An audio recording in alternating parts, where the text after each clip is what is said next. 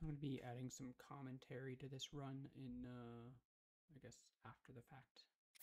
So I'm speaking from the future.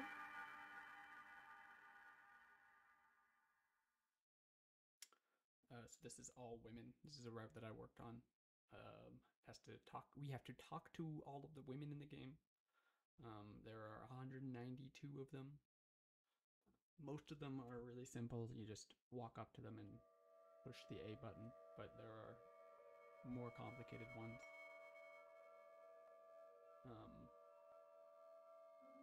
That need like a few more requirements. They have some prerequisites just to get them to like even exist, or in order to talk to them at all. They are like the two champions that are women, the Naboris and Ruda. We have to enter the Divine Beasts. The rules of the category say that since they don't have dialogue in the game, you just need to have a cutscene where they speak directly to you. Open your eyes. Enter those Divine Beasts just to have them sort of say hello, Link, and guide them around a Divine Beast, and then we take off. We just get out of there. There's also Jaren in a Kalatech is a Sheikah slate. Take it. Who you need to it will help guide you after your long slumber. And get your camera and take Pura's picture in order to unlock the Akalatech lab. So there's quite a few steps for Jaren. There's 4 great fairies who you have to pay in order to talk to. So we need quite a bit of money. There's 3 women who live in Terrytown. So we have to do the From the Ground Up quest partially. Just up to the Rito part. So we're just going to be getting the opening cutscene. The only thing that's requiring us to get the opening cutscene here is to activate Time of Day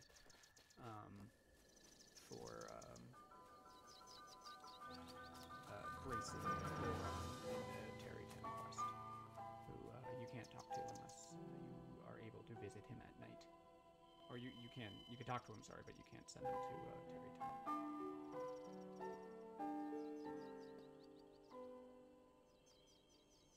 So this is going to be a pretty typical plateau, except that we get the tower, and we get this cutscene, and we get the DLC Ruby outside Magnesis. But it is otherwise pretty standard.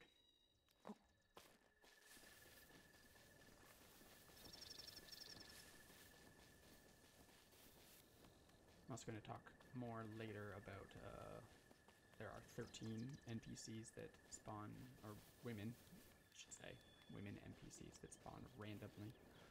They are travelers on roads, so there's a bit of RNG, not manipulation, but like just sort of trying to increase their spawn rate as much as we can.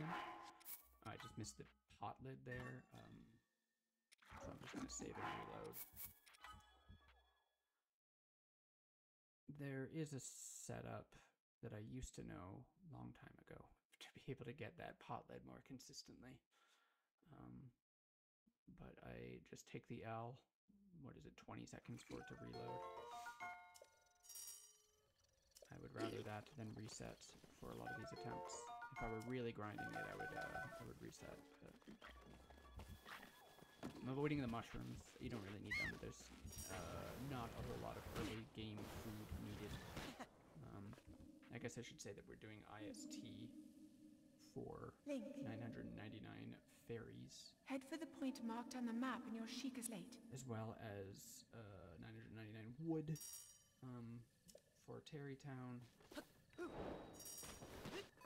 Some speed food, because there's quite a lot of just running around towns, so I figure it would be optimal to run fast while you're doing that.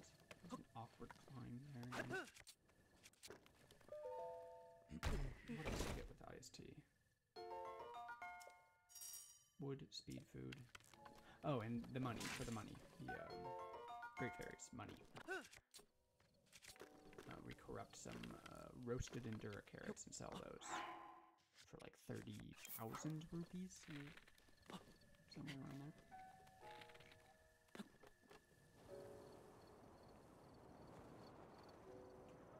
Which is more than enough. I think this run would need 11,700 for the fairies, and then a few more for arrows and what else do we buy? Oh, the Gerudo clothes to get into Gerudo town.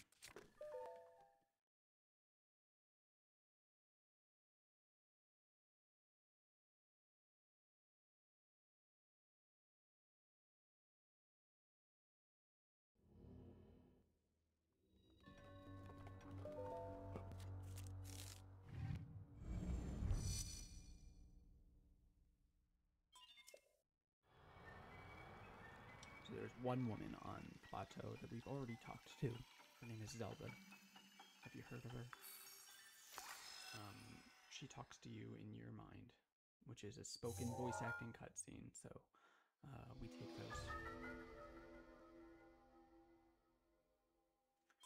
Spoken voice acting cutscene where they're talking to Link directly in the present. That's just to exclude memories. You have to not remember talking to them, but talk to them. All of the winning. Failing gamer win bomb classic. I got it maybe 3 times in my runs I was doing yesterday. But most of the time I am not successful with it.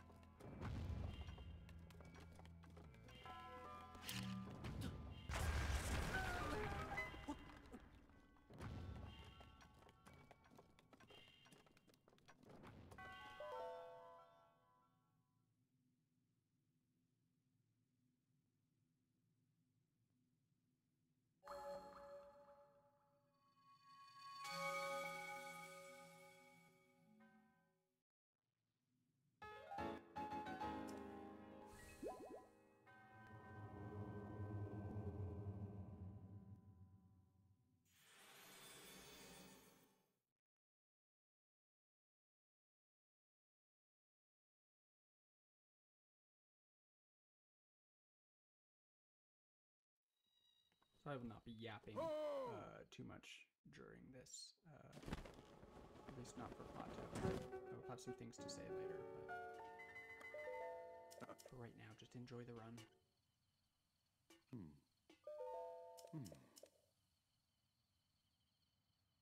This was a pretty good run on the whole. There are some major mistakes that lost a ton of time, but it had really good luck with the RNG women, so I'm happy with it.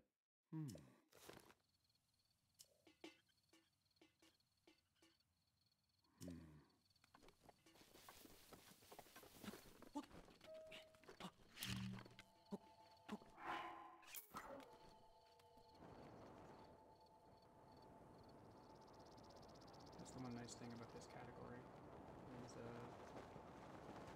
you can lose a lot of time to playing poorly and still be alright, because the luck kind of balances things out.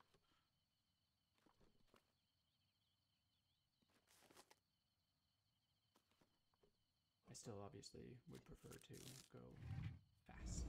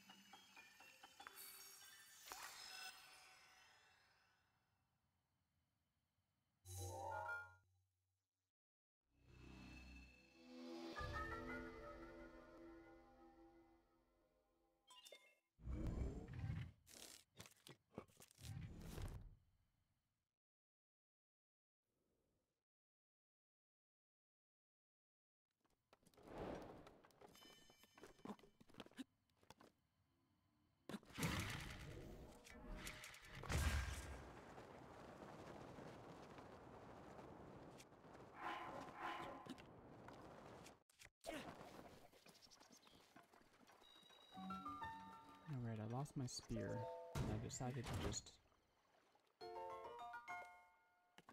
go without. That was not intentional, but I don't need a weapon until fall damage cancel at Temple of Time. And I intend to grab the hammer.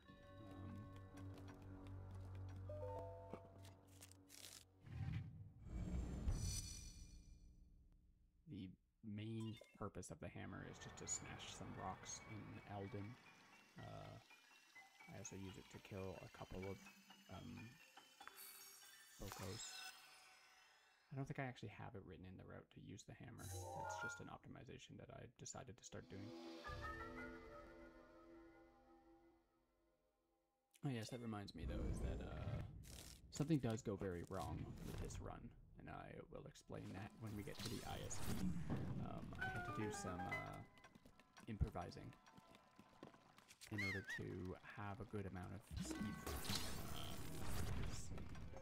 The intention is to have a stack of at least 10 speed food that gets duplicated a number of times in a 5-minute recipe.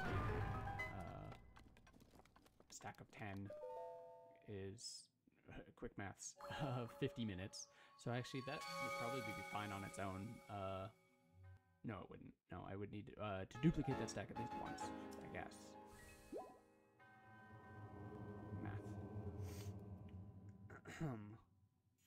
But I made a mistake and I ended up only duplicating a stack of like 3. The way the IST works out is it transfers your arrow count, and so when I forgot to buy arrows,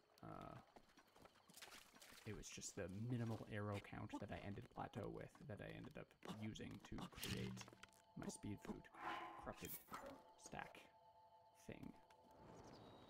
So I do some like improvisation in order to like recover from that, which I'll explain when we get to it.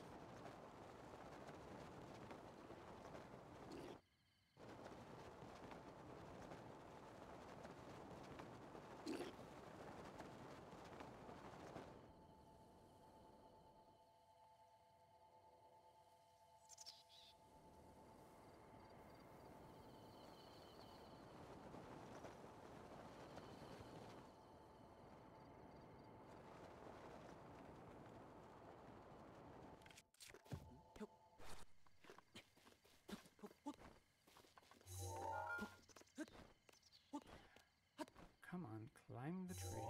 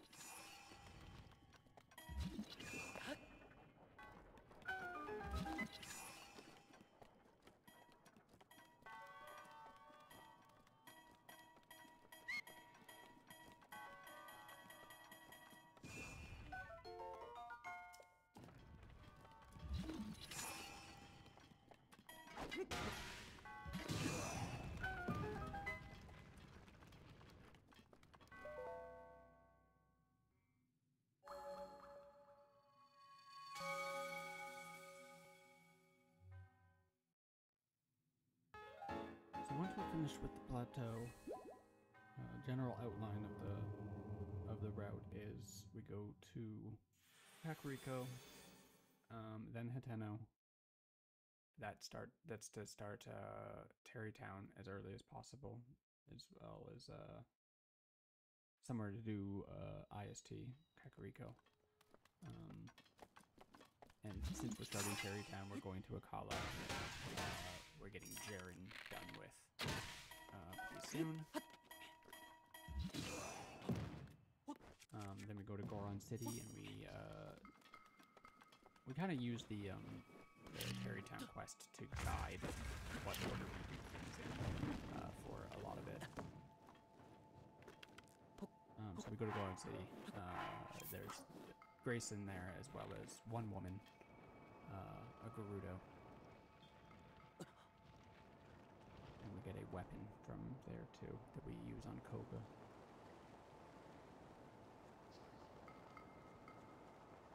Then we go back to Akkala. We go through Hyrule Field from the north, from Akkala. Then we go into the desert. We do all of the desert stuff. Then Faron, Zora's Domain, and finish the run on Rito Village and Hebra Mountain. We gotta go all the way up to Selmy, up on the peak of Hebra Mountain, in her little cottage. And then one final woman, just a nice place to end the run is Tarrytown.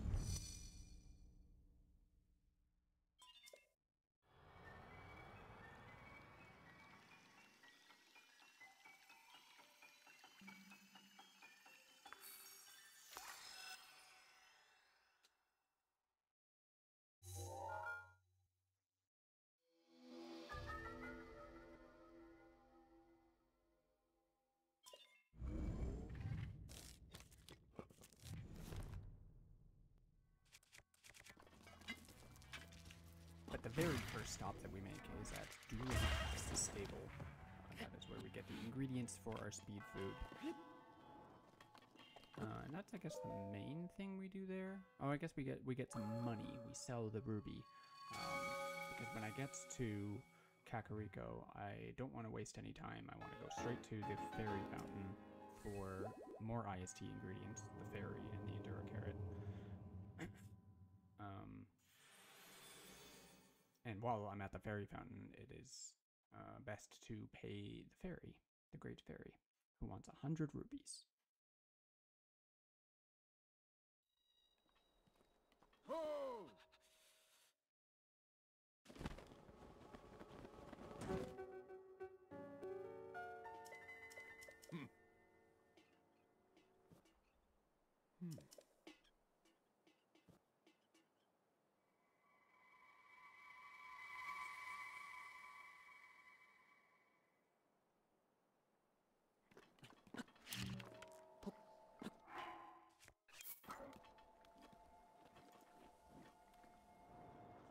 So another thing at Dueling Peaks Stable is one traveling NPC that I try to, or that the route wants me to talk to. Her name is Luca. No, her name is Broca. Luca is somebody else? Sorry. Broca.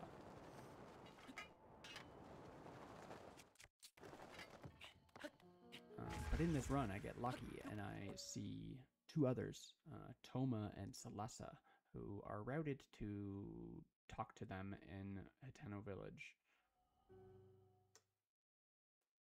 But I get very lucky, and I see them here. So I sort of skip the part in Hateno where I would normally farm those spawns. And I suppose now is a good time to talk about what I do to farm the spawns. I worked out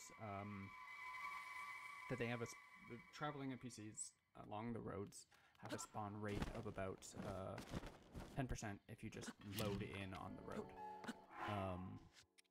10 to maybe 15%. But that number goes up if you are at the road's endpoint, which is normally a village or a stable. Up to around 20% maybe. And it can go even higher. It can go up to like 30% if you load in. And I think that has to do with the relevance of that NPC's dialogue. So here, the first woman that is in the route, Broca, she has about 30% at Dueling Peak Stable because she's an NPC that's sort of like on the road to Kakariko. So this is to guide the player to Kakariko. This is my theory for why her spawn rate is slightly higher. Is because she has relevant dialogue here. The other two that we get lucky and see here, Thoma and Celessa, they have a much lower spawn rate here. I measured them at like 10 and 15% for those guys. So it's very unusual that this run talks to them here. They had a slightly higher, up to 20% spawn rate in Hateno, which is why I go for them there.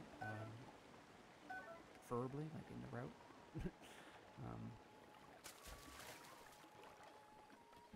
With RNG, you can just get lucky. Oh, I think I got distracted by a horse or a bird or something over there that I thought was maybe an NPC. Okay, you'll see that when I get to these roads, I will move the camera around and look for them.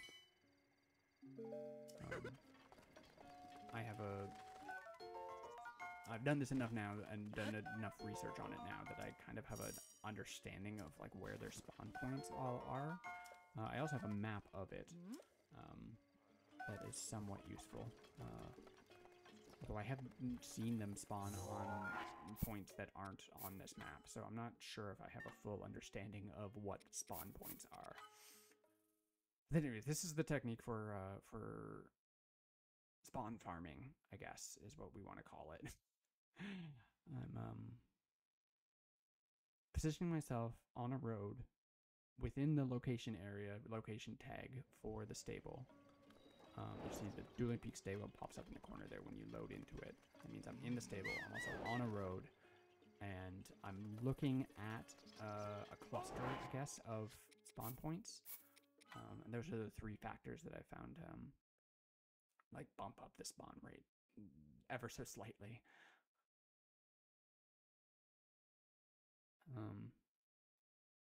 You shouldn't need to reload like this more than like, I don't know, 3 or 4 times, but other times you can get very unlucky and end up reloading like 8 or 12 times and lose 10 minutes in the run or more. I do start off here pretty unlucky. But as I've already mentioned, I get 2 NPCs that I don't even intend to get at this stable. So it balances out quite well.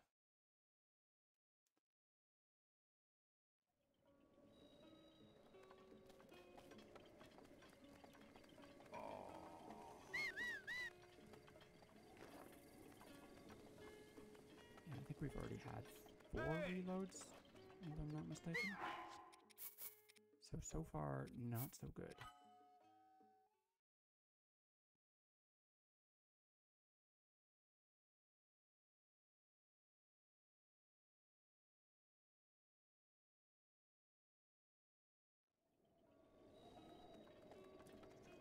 You also notice I sold the ruby and I collected some apples, a torch, wood. This is a few materials for IST.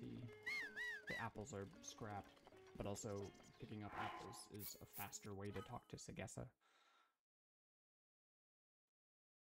If you talk directly to her, she has, I don't know, a few screens of dialogue, but if you just pick up the apples, she has 1 screen of dialogue. And since we want a material anyway, we just save a little bit of time that way. Yeah. So there's our first one, Celessa. I save again,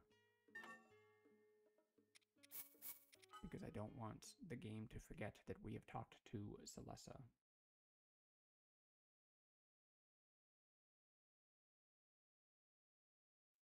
Not that there's any like internal system for like tracking this stuff. Okay, so there I had already seen Thoma spawn in here, be out by the tree. She's very tilted. But I looked at the other NPC there, and was it Celessa again? I think it might have been. It was somebody I wasn't interested in. But I save again because I've gotten Toma. And that means with those two that I can skip the farm in Hateno in the sense of being a net win here for me. Even with all those reloads. Broca is not normally that uncommon here. I'm about to do a BTB, so I'm doing like a safety save in case I mess it up. This BTB is silly, but it is what makes this route that goes to Kakariko first possible. But otherwise we'd have to do like probably 6-8 wind bombs up into Kakariko, which would be a lot for early game before we've done our IST and have infinite fairies. Oh, okay, so I did want to get more height there in order to reach that upper level. It is possible to BLSS from below.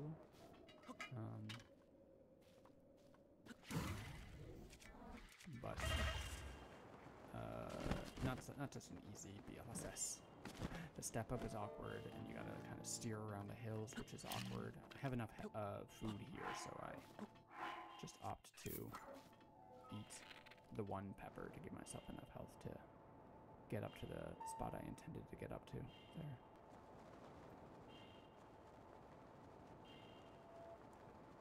But that went really well.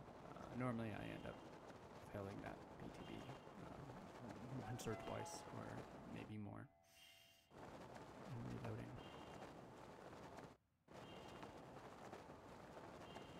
It is a BTB of the variety where you have to unequip your shield to go vertical. But you can't do that too quickly because there's like a rocky overhang over that Bokoblin camp. So you have to hit them in such a way that you fly outward and then unequip to go upward.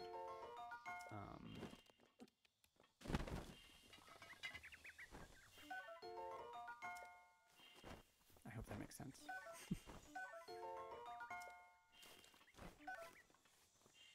So I don't need 2 fairies here, really. I probably could have not wasted a bit of time there grabbing the second one. But I wanted it so that I could just wind bomb here after talking to the fairy and not have to worry about my health.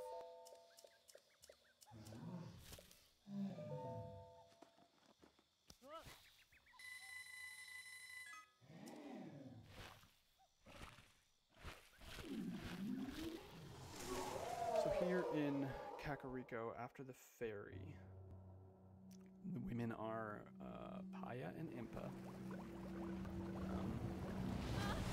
Impa you have to talk to anyway. Paya is always right there.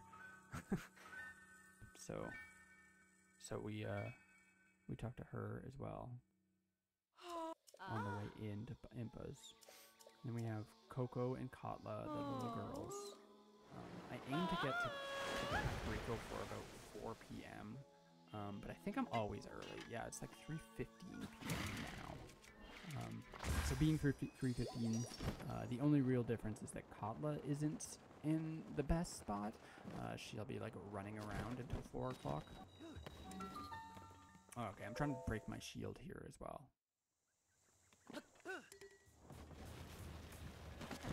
Because I want a fresh potlet for the IST.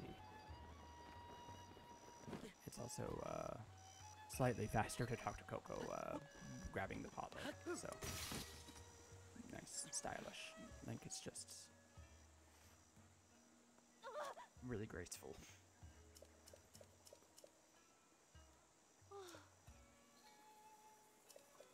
So after Coco and Katla, we've got 3 merchants at the produce store, the arrow store, and the armor shop. So, you're finally awake. And then residents of Kakariko are lastly the lady who stands outside the armor shop, Melly, the lady who protects her plums, and Nana, remember the old me, lady who don't sort of sits you? at the entrance and greets you.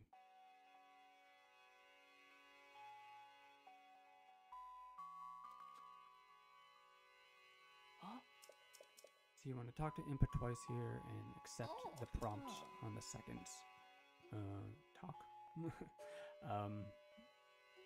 That is what unlocks the Hateno Heck Lab. It allows you to bring the blue flame there. oh. Yeah. So for this IST, we're going to break 6 slots. We have 3 of each: pepper, apple, and blue nightshade in order to break slots with.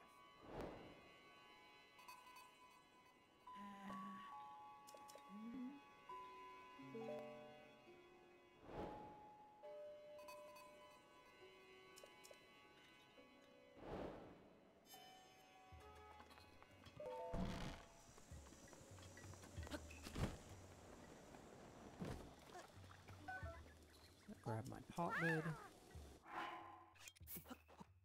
and I cook my speed food. This is a recipe that gives 5:30 time.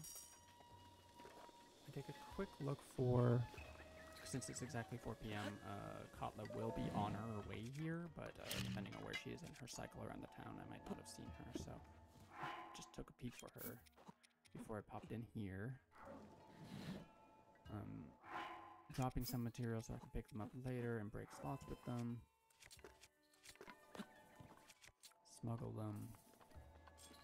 This should break 3 slots. I'm using the fairy as a safety item or a canary item. Since the fairy is showing up in my inventory here with 0 quantity, that means I've successfully done the shopkeeper prompt, which is frame perfect. So it's nice to have that assurance that you've gotten something correct.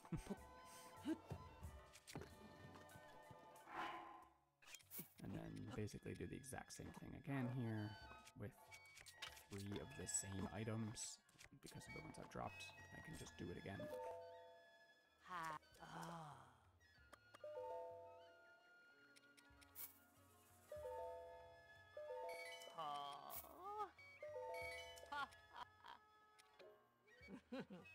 Oops, I think I pushed B instead of whatever I wanted to push there, so I have to do that again. That's fine.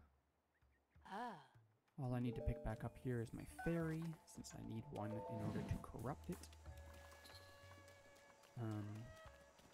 Little detour in order to talk to Katla, who is missing. And this arrow shop lady. I wish I had noticed here that I forgot to buy arrows at Beetle, because that would be a second opportunity to buy them. See, it's well after 4 and she's not here, so I think there was a bit of fake rain, which caused them to go into the inn. So that was a little confusing, but I eventually found Katla. We roast the Endura carrot, drop all of our equipment. We don't want it in our equipment for the save. We use the autosave at the goddess statue. Now my equipment is exactly the way it needs to be for the save.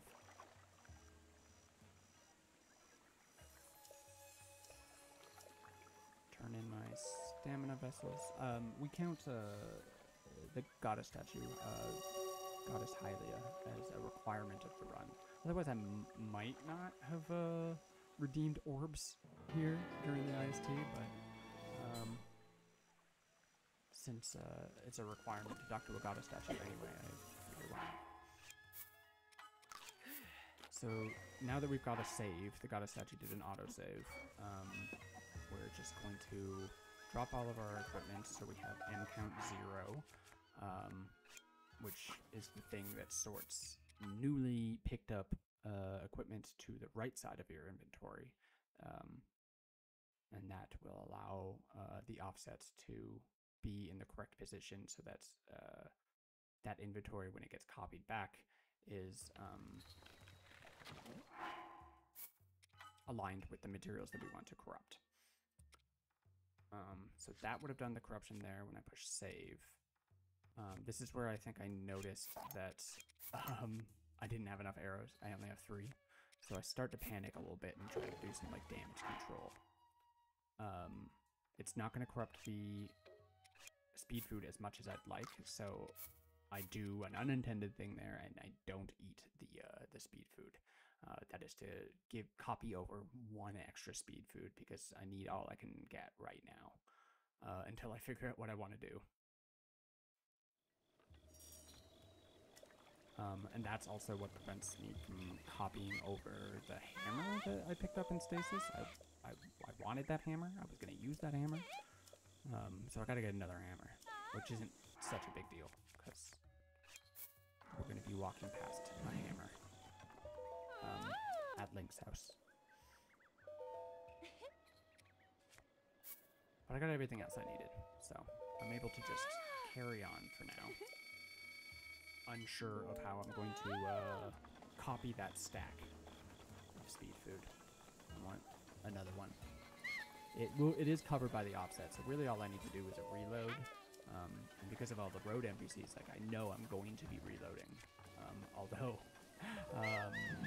because of my good luck earlier, I won't be doing that at Hateno, so I'm a little bit frazzled here. I'm not sure what I'm gonna do, but gotta talk to women, so gotta just keep on going.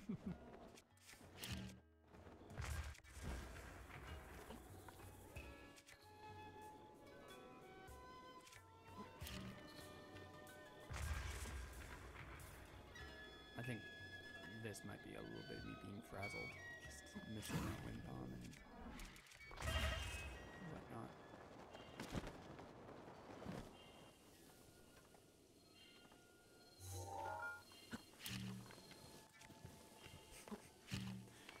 I did not position Link very well there to keep that bomb up, so it rolled down, and I just said, heck it. Used square.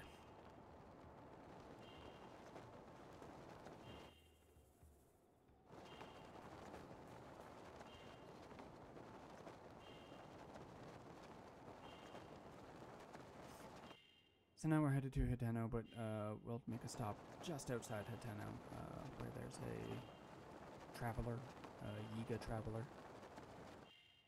Interestingly, when I was routing this, I learned that they don't show up until you've talked to Impa or been to the Yiga clan hideout.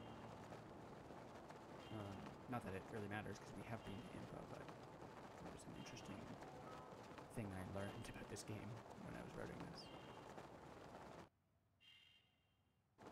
We don't need to fight her, we just need to talk to her. Oops. Oh, I forgot that that happened in this one. Alright, we have fairies and lots of stamina right now. And we are almost there.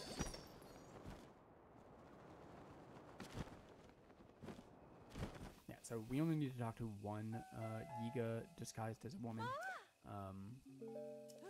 The way I've written the rules is uniquely named women are the goal. It used to be in a previous iteration of the rules that we were talking to every Yiga that is disguised as a woman, but I discovered that there's one that just travels on roads, and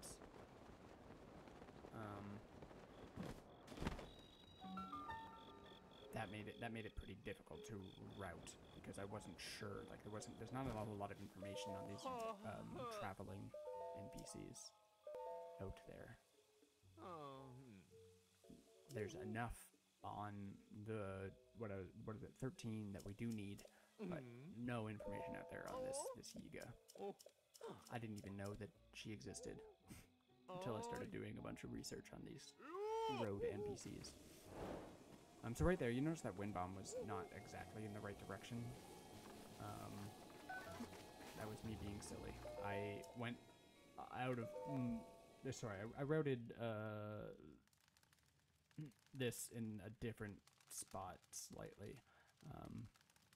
because I wanted the hammer that I failed to copy during the IST. So I did that just for the hammer now because of these attacked NPCs that we're going to go help in a second. Normally I would want to do them first, and I should have just done them first because you can kill them with bombs. I don't need the hammer. The hammer's just faster. So I do a little bit of weird movement here because I'm improvising to correct for my mistake.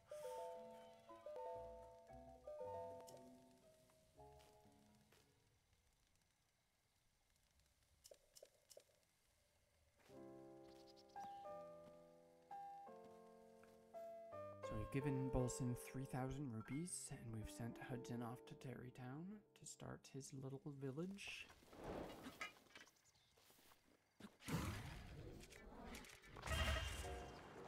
Another thing about these NPCs is that I know where I can find them other than here, so there are other opportunities to find Megan and Nat, the sisters, I guess, that are collecting truffles together. See how fast it is to kill them with a hammer? I just wanted to do it that way.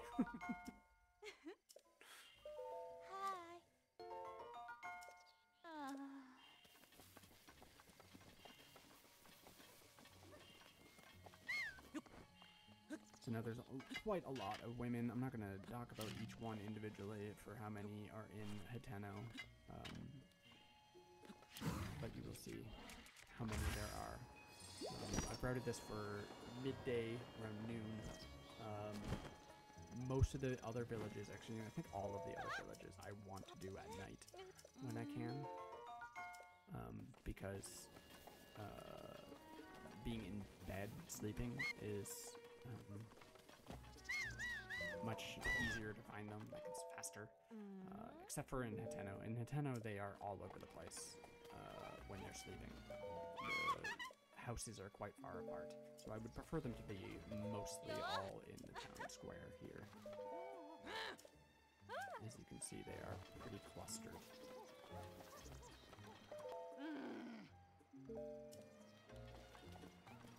Also, making it nighttime wouldn't work for Bolson just there. So, two birds, one stone, I guess. I hate that expression. I don't know why I just said it.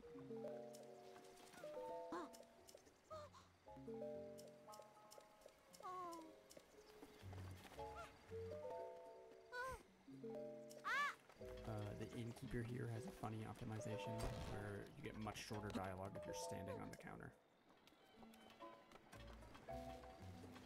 I wish I could find more little optimizations like that because it's just very funny.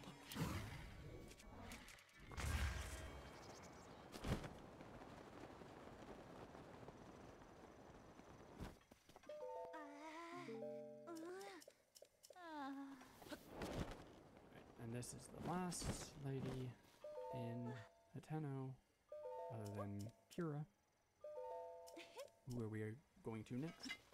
We're just gonna grab the blue flame. We do weapon smuggling, of course. So that we're able to win bomb with a torch.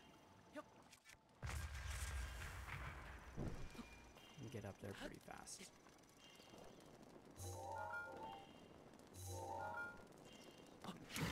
I wanted to do the angle where I do a mid-air up to here or there, but I quickly adjusted the angle because I'm wanting to play it safe. And I didn't even make it onto the roof, so that wasn't even all that great.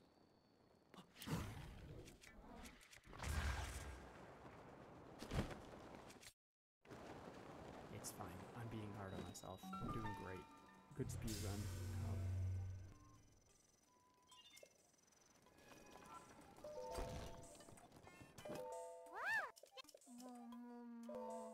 I think I'm probably a little frazzled here still at this part of the run because I am aware of how little speed food I have, and I would much like to reload a couple times and make some copies of it.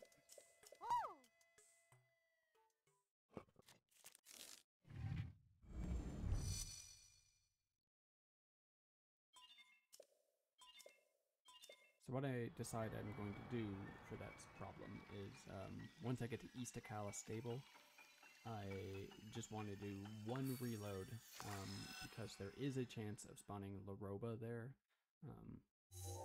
In the route, the plan is to get Laroba at South Akala Stable,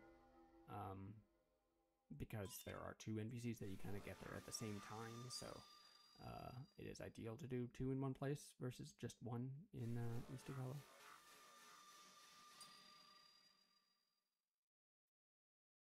But I decide I'm just going to reload there once, hope I get lucky to see Laroba, and have my speed food. My stack of 3 is what I have. I want to have 2 of those for 6. And that kind of gets me started for the rest of the run. Because I know I will be reloading a little later.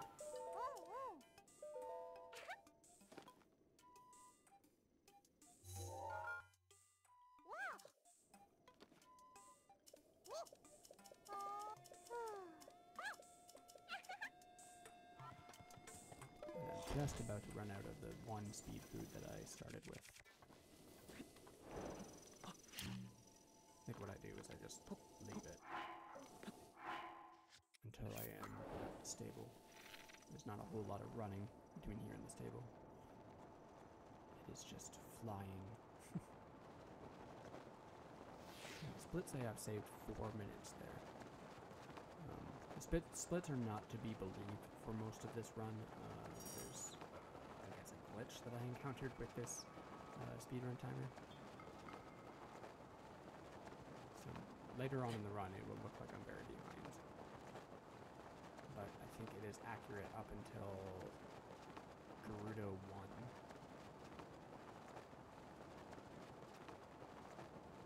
The numbers on the splits, by the way, are the number of women on that branch.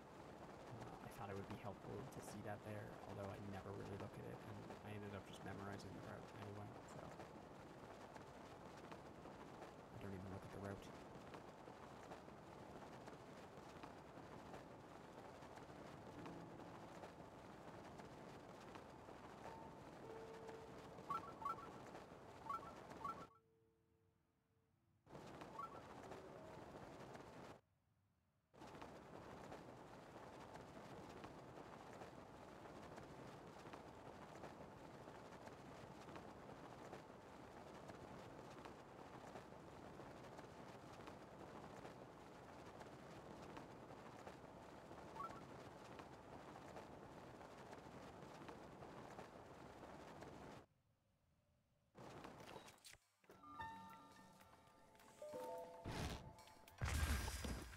I don't know how that bomb hits me. That is ridiculous there.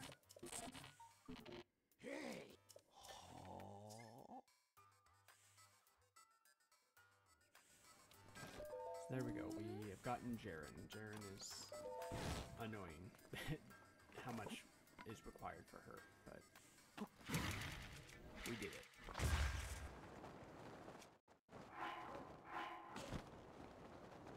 Missed super much.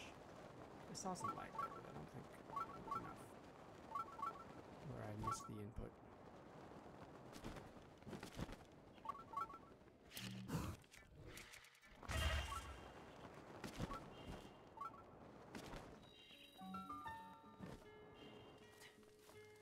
Oh. 2 women at this stable. Hi.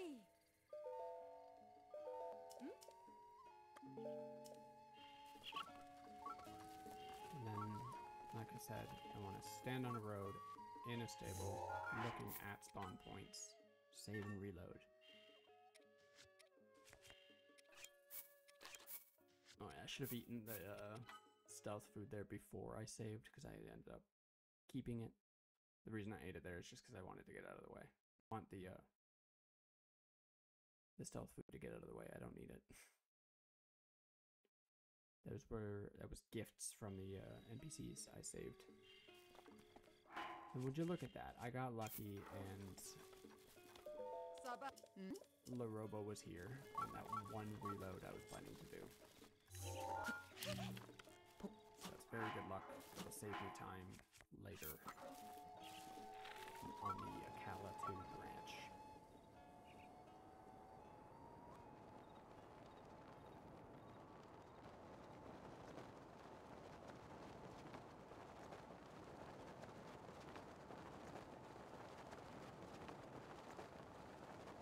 Now we go talk to Hudson, give him some of our wood, and he will give us a quest to find, a Goron. That was not ideal. That could have been very bad.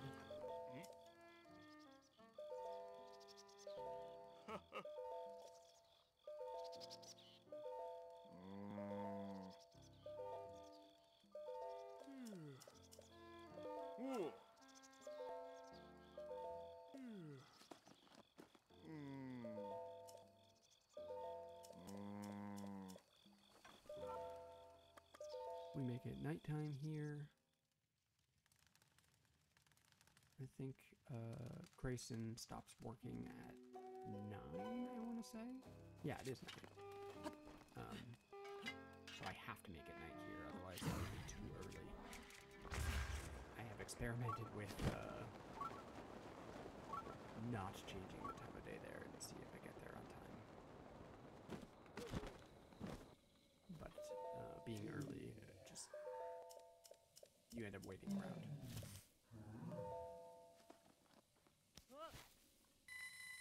Our second Great Fairy is done.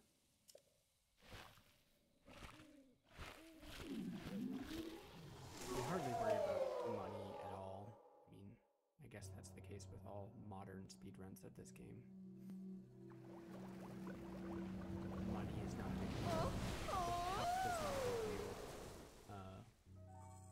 As long as everything goes according to plan up until doing IST, then you're golden.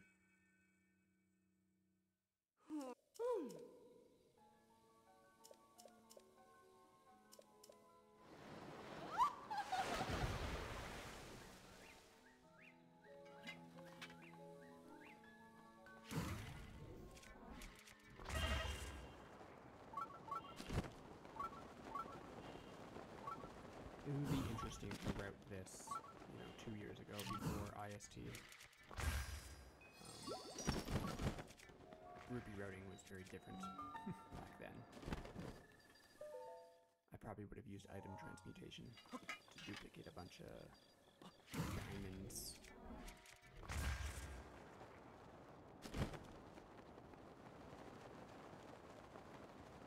The Akkala 1 branch. This is the Goron City branch with only one woman, but also Grayson, who we need to talk to. I like this movement. I stole it. I borrowed it from Marriage Percent. They do a similar thing.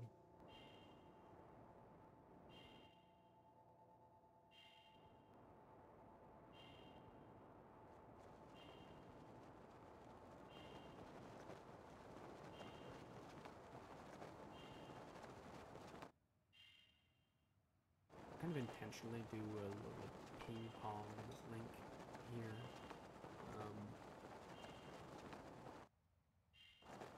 Bouncing off the rocks in order to change his angle. It's not fast, but it is a consistent way for me to change direction quickly.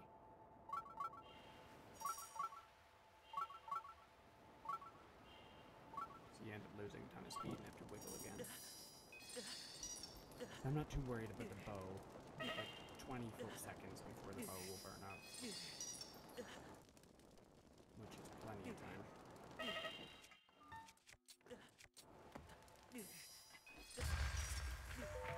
Whoa.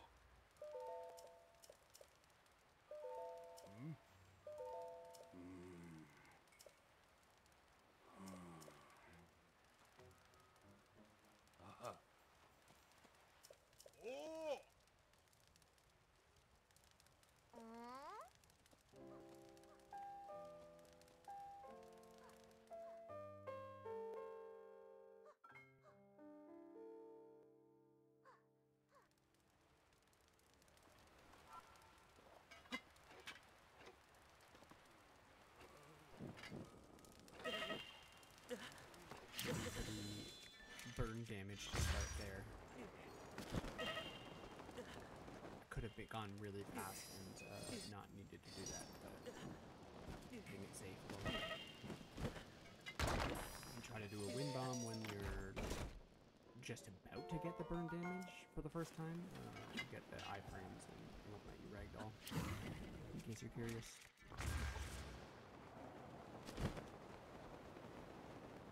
A couple wind bombs here, up to Goron City. These can be stressful, but just stay calm. It is fine. I'm gonna put my bow there.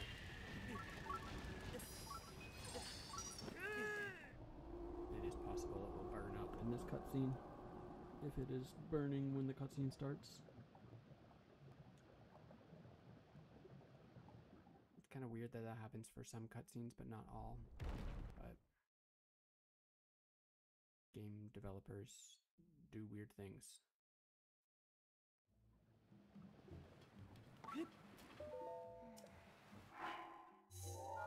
And there we go. We talked to that woman, and now we can leave.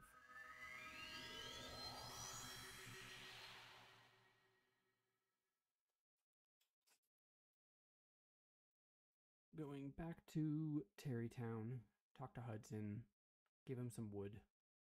He'll give us our quest to find him a wife.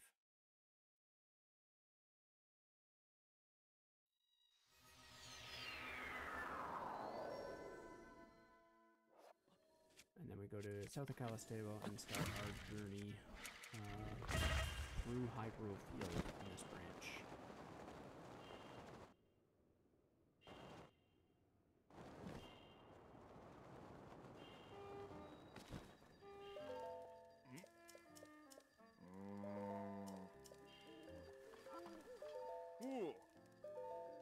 Oh, I almost forgot to talk to him twice there.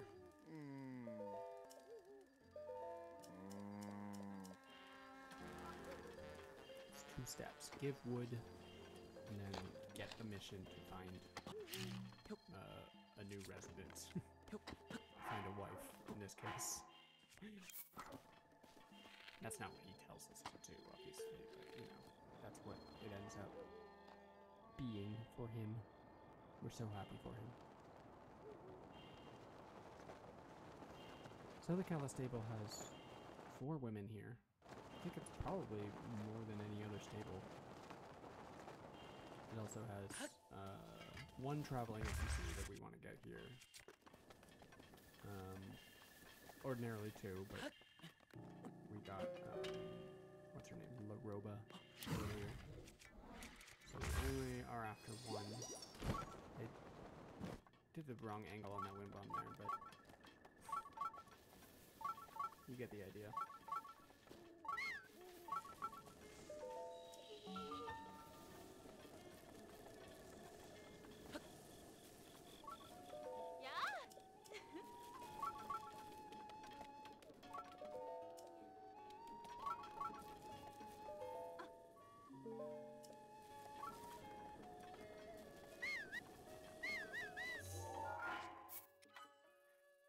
So same general technique as always. I go out to the road. I think this is technically a road. It's hard to say really, because of what even is a road.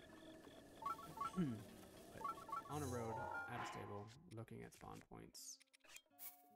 I don't know why I did that again. Oh, because I wanted to make sure I stopped copying that stealth food. Right. It would have copied less speed food? Maybe not, but potentially. That's what I was worried about anyway.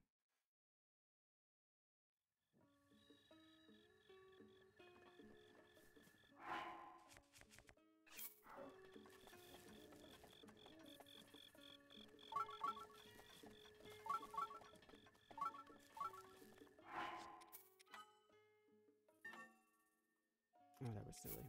I saved again just so I would have an active speed food and not have to eat again.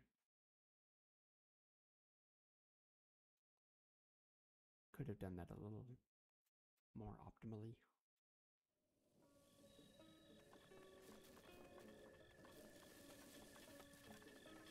Not getting the best of luck here with Lonnie.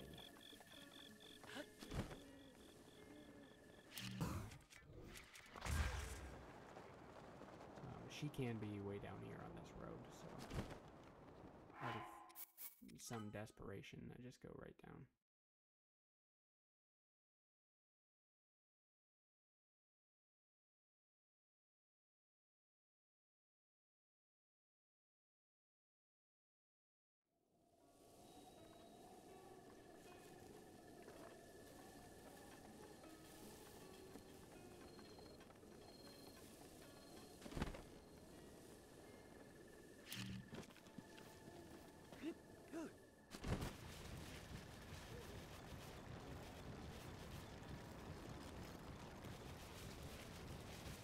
I very rarely see her on this road. It really is desperation to go down there looking for her. Normally she'll be at the stable.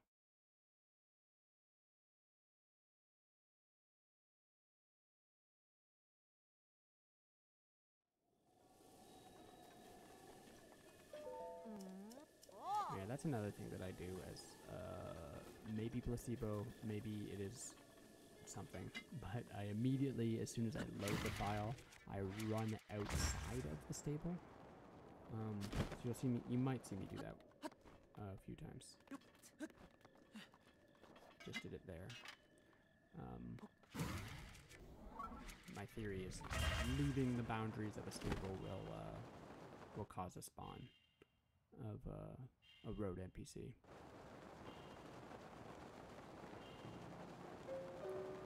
And for whatever reason, doing that immediately as you load the file helps.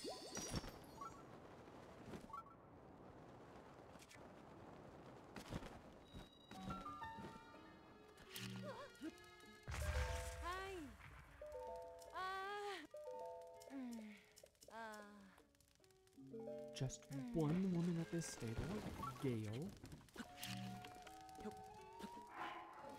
I think I maybe could have answered her dialogue prompts more efficiently there. There's a lot of those little micro optimizations you can probably make in this run. But I have not bothered to do the research on all 192 women and what their dialogue options are. Maybe someday, if I get obsessed. More so than I already am. So this NPC is interesting. She's here as part of the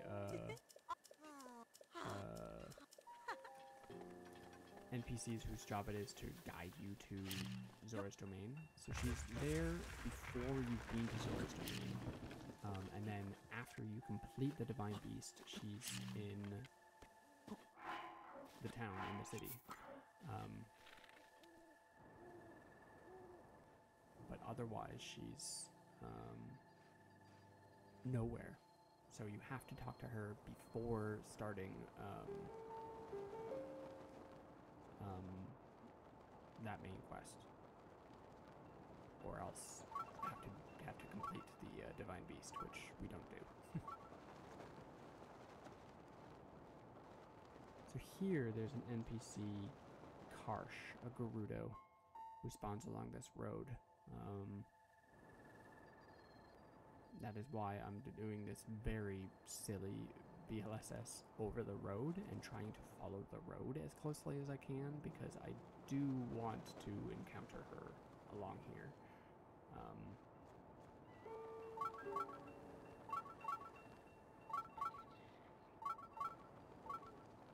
You don't really need to do this, and it might be too risky, but here I am being risky.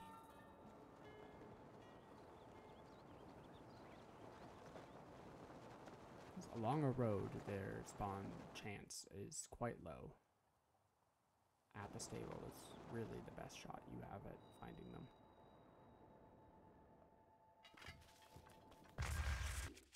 I stopped that way too soon as well.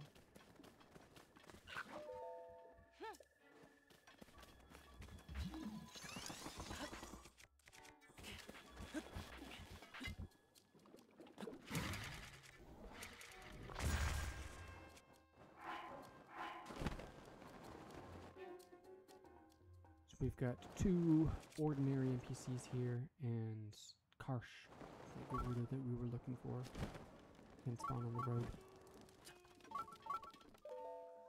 This little girl.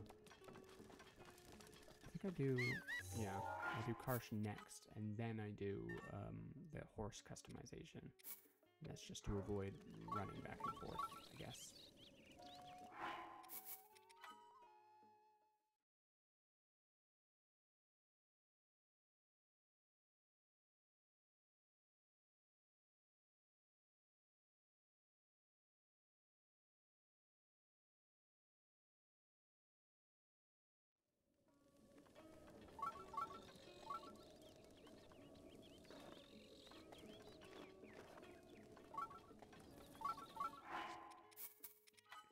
A little bit of maybe placebo camera movement there. If I'm snapping the camera back and forth, it maybe does something to spawn NPCs.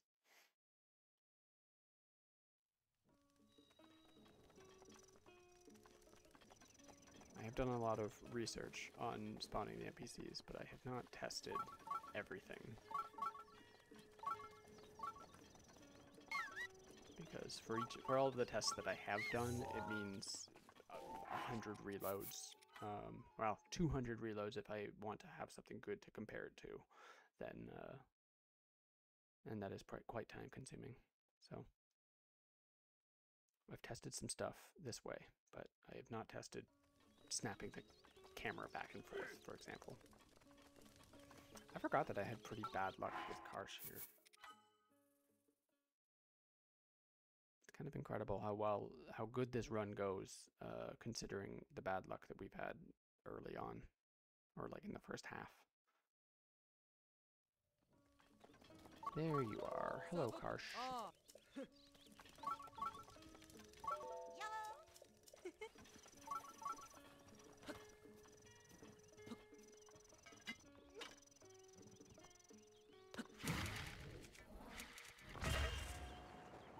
And I'm up to a tree stump is what I want to use here to start the next BLSS. It's a little risky. You can see I'm throw sprinting to avoid making sound. There are some lizard friends here that do not want me to have a good time.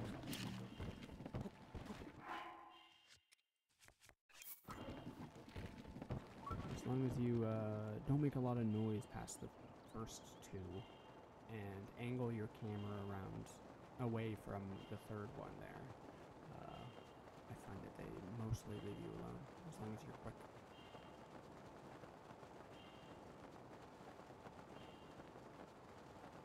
So I'm just going to this one in the middle of Hyrule Field, basically. Her name is Benny. Interestingly, the only stable in the game that doesn't have any women. They've got a diversity issue there at Wetland Stable. So you don't go there.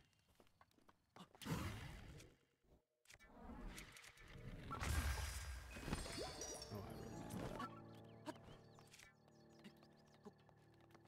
Well, I think I messed this up a few times, actually.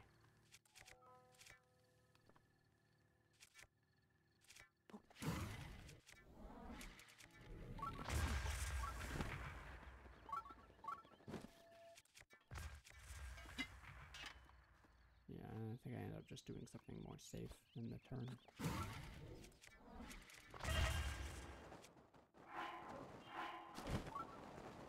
I think it must have been lag.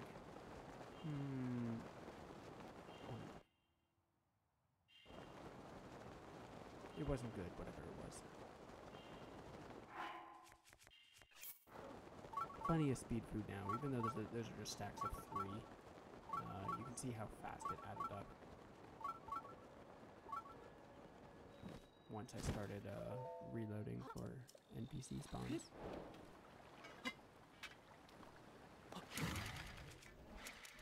blights. Over here to an attacked NPC on the bridge.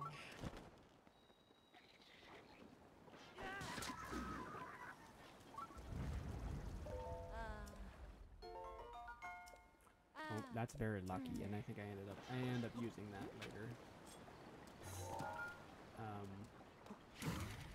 Just an RNG endurance meal. And because of all the reloading, I end up with multiple of those to play with. So, it's very good that I got that.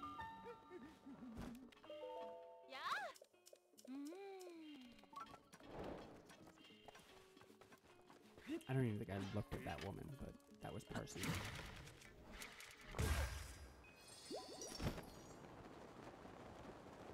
And then one more here on this branch. May in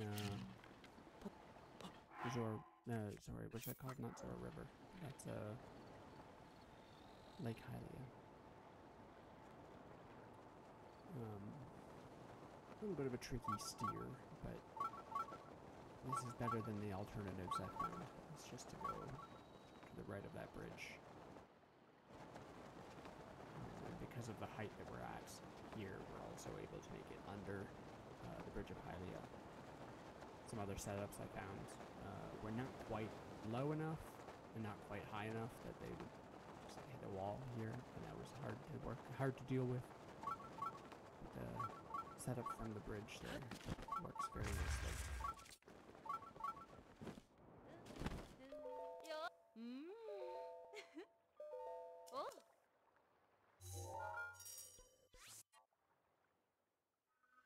Now I looked at the difference here in time that it would take to just do a wind bomb chain up to Ishtoso. That's where we're headed next. Versus this, what they ended up doing, which is the warp and a BLSS. The time is very similar. You could get away with wind bomb chain. Maybe if this route was warpless, it could work out the other way, but this route can't be warpless because of Tarrytown. That would be a little ridiculous to do it warpless. But yeah, this is about the same amount of time to warp and BLSS. If the BLSS is optimal, which is obviously isn't. So maybe losing time, but whatever. It is an easier strat.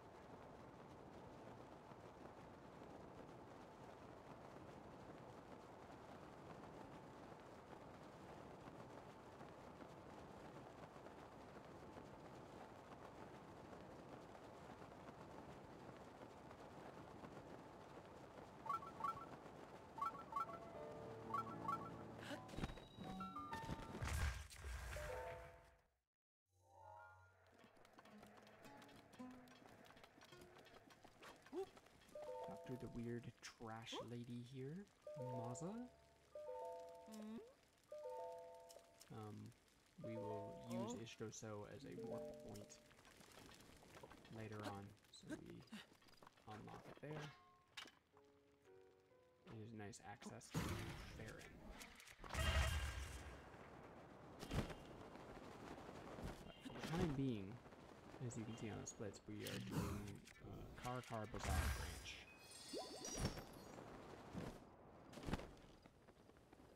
And starting our journeys in the deserts.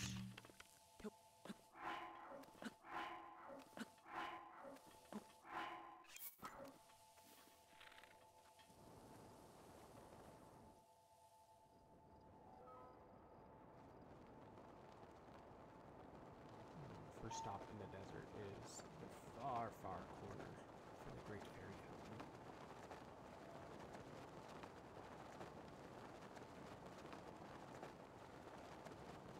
It has been suggested at this part to drop down to Poki. She's the NPC passed out on the shrine there at Misesuma. That might work out. But I decide not to. Since, oops, light stop. or not lag stop, speed cap. But I decided to get the Misasuma lady on the Naboris entry instead. That is another part of this run that goes very, very poorly. I lose quite a bit of time on the Naboris entry, and then subsequently on the Ruda entry. They are both bad.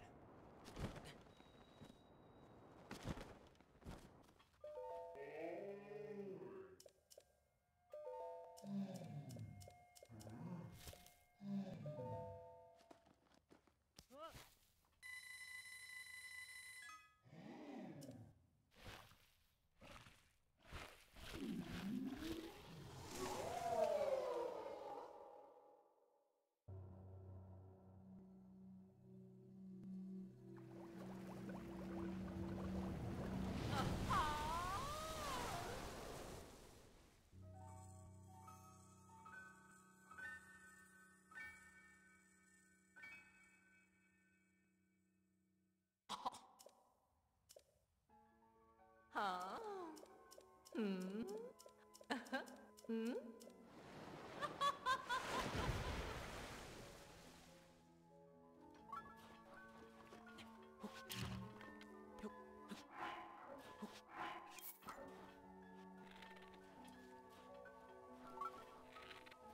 This step up works really well, but you want to pull back right away in order to avoid this.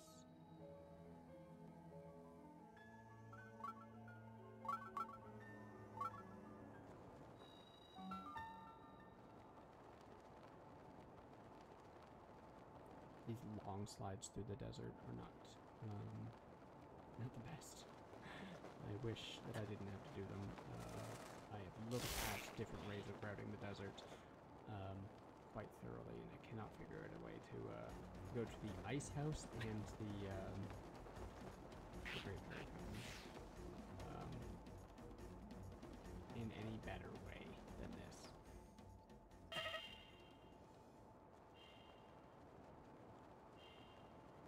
As I have a little bit of IRL, RNG, I get distracted by something in the room with me. Like right here. And I mess that up. There's nothing to wind bomb off of here. And I don't even realize that I don't have any speed food. And I end up just being very, very slow. Not sure where to go. God.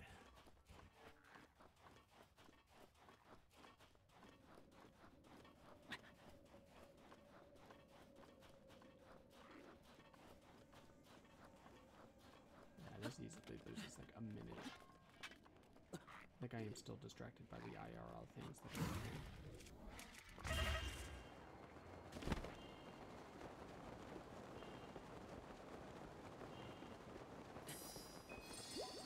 Yeah, you can see here.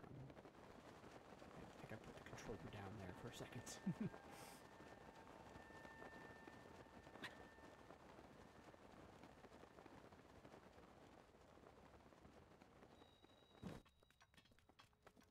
Could have been worse. Oh.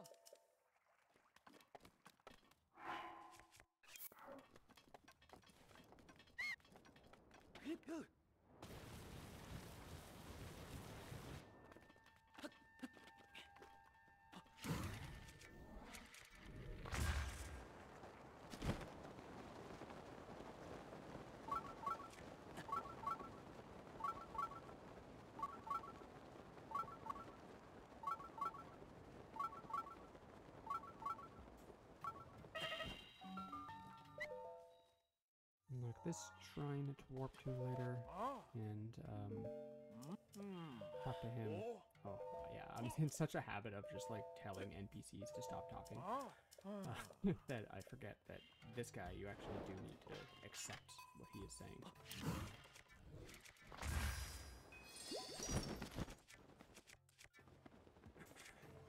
So I come over here and get a sand seal. The reason for this sand seal here is that I could potentially need to stop frequently along this road because I'm looking for these two. Sorry, these NPCs. Kira, there's the first. And I have a chance to run into Lucan here as well. So I get the sand seal to avoid having to run through the desert in case they do see them. And I get very, very lucky here that I see both of them on this whole stretch between Gerudo and Karakara. In the route it says to I missed the sand seal with the bomb. In the route it says to just go back and forth with the seal until you see Kira. Lucan it's possible to run into at the canyon stable. So all we really need here is Kira.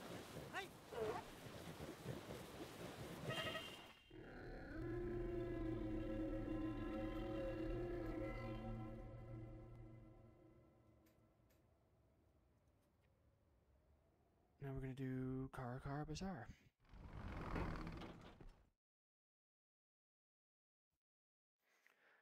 Quite a lot of women here.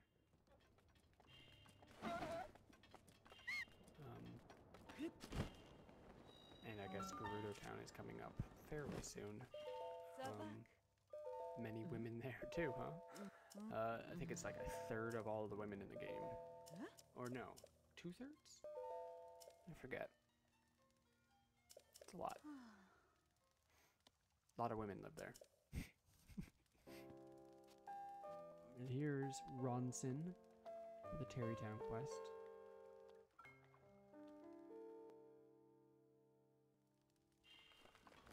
Then a guard. She starts at the south end of the pond, and she loads, and then travels that direction around the pond. 3 in here. One of these ladies, I think it's this one, Kenora. She's the one who goes to the secret club. I think probably after you've eaten Boris, she's there.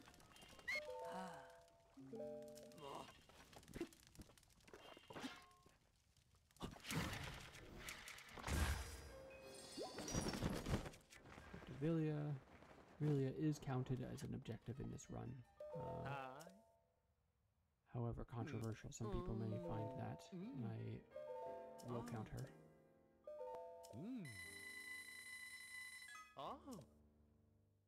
It doesn't matter, you gotta talk to her anyway if you want to get into Gerudo Town, so...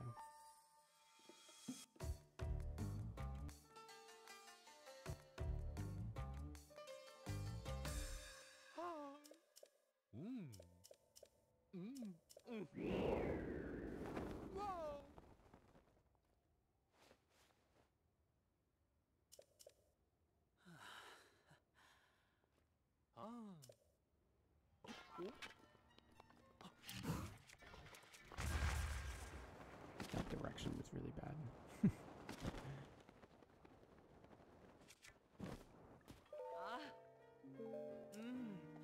And that's it for Karakara.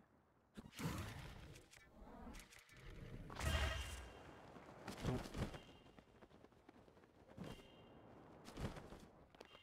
I was lucky to notice her on the road there. Normally we would do some spawn farming at the stable, but we've gotten everyone we need. Lucan and Kalissa that can be there. We do still need to go to the stable. Well, I guess this is another stable that doesn't have any women. I said earlier that Wetland was the only one, but this one doesn't have any that are, you know, that live here. But we do need to come here anyway for Sesame. Sesame, starting his quest is what causes his friends to spawn. So we have to talk to him, one of the few gatekeeping men in this route. Wired men.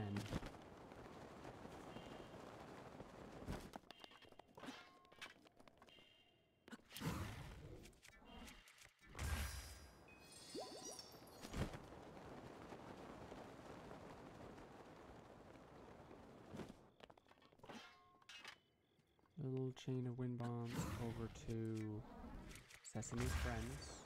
What are their names? Flaxel and Canolo, right? They're named after seeds? Or oil? I guess oil is named after a seed.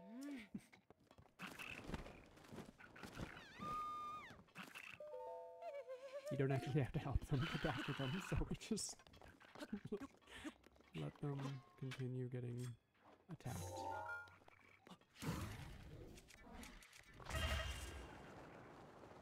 Category can be kind of cruel like that. Oh yeah, this is a hot wind on here. This goes exactly according to plan. Oh yeah, look at that. All the way to Obscure Stable. 1, 2, 3, 4. Oh yeah, this is another stable with 4 women. It's tied with South Akala stable.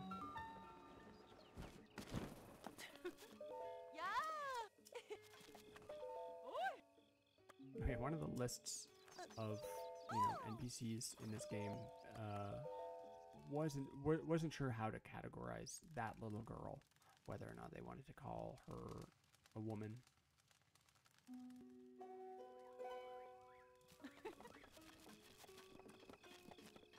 The jury's still out, I guess. No, it's not. We've decided she's part of the category.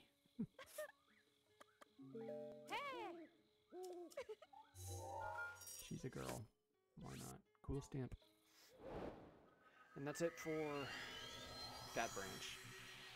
I made it night there. I want it to be night for Gerudo 1. The main reason being that the ladies like to congregate around the pub, the bar. What do you call it? It has a name.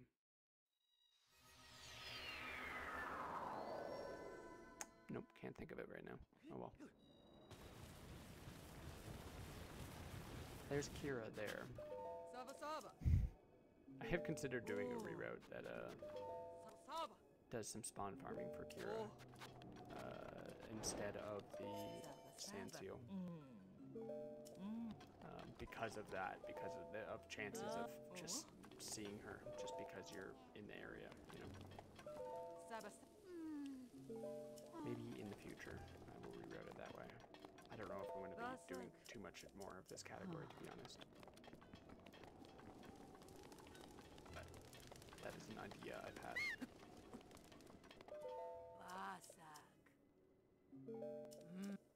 Her spawn rate just wasn't that high in Gerudo with reloading. Like, it wasn't high enough to justify a reroute.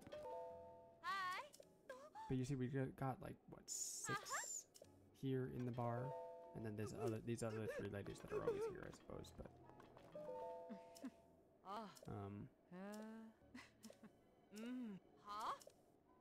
that is why we do Gerudo, the first part of Gerudo at night.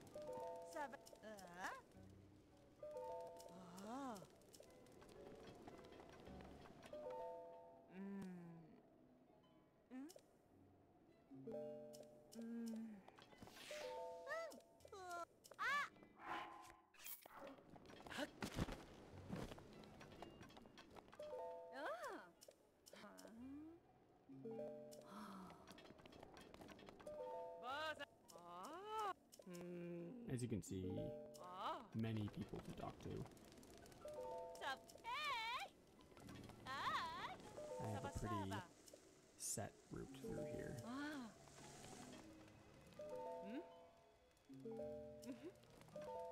The only one that you kind of gotta be worried about here is, I think her name is Milena. Let me check.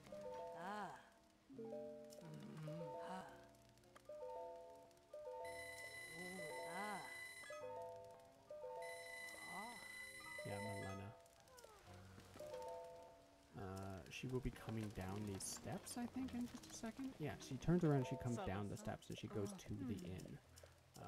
So I did that pretty quickly, in that she's still on the steps. She only just left. But if you are slightly slower, she may be further along there, or she might even be sleeping in the inn.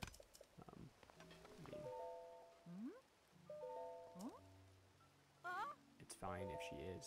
You just need to be aware of her movement, so that you know where she may be. She's also pretty accessible in Gerudo too, in case you do miss her.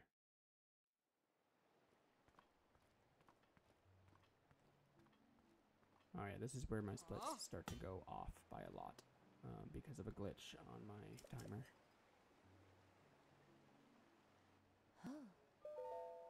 So when I split here, it will appear as though I've lost like 8 minutes, even though that is not true.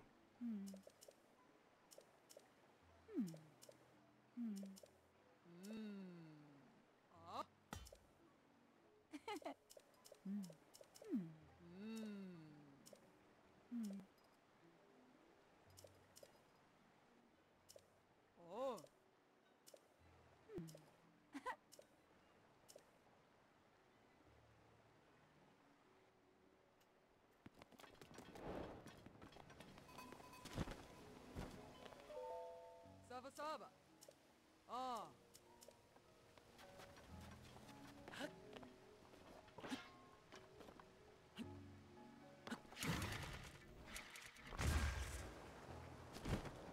Okay, so 2 more here for Gerudo 1.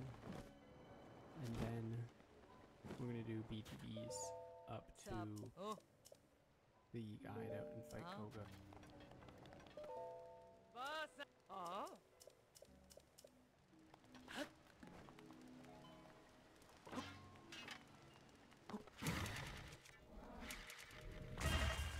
I think this is probably the only branch, or only split, I suppose, in the run where there's just no women.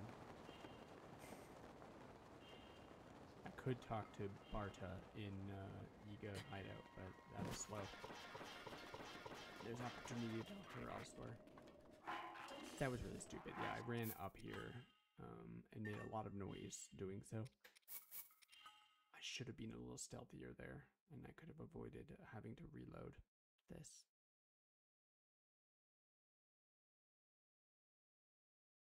But otherwise, these BTBs go pretty good, if I remember correctly. Oh no, the first one, whatever. You'll see.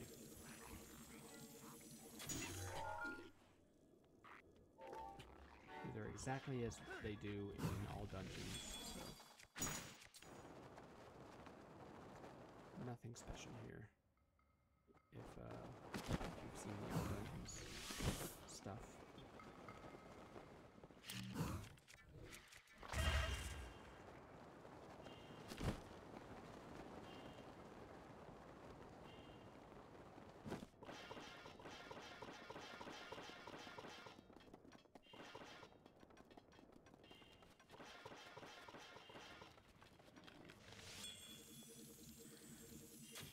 So the first one didn't go great. This one goes fine.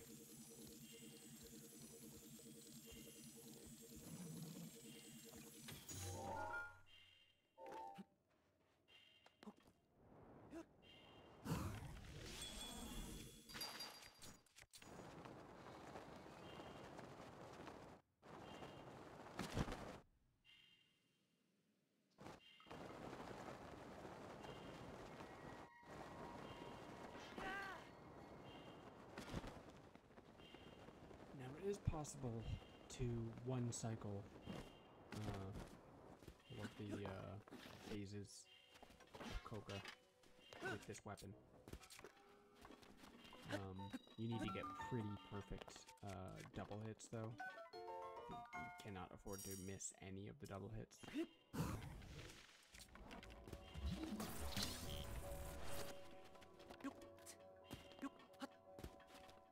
Shout out to the dragon music there. That's probably something that's unique to this category.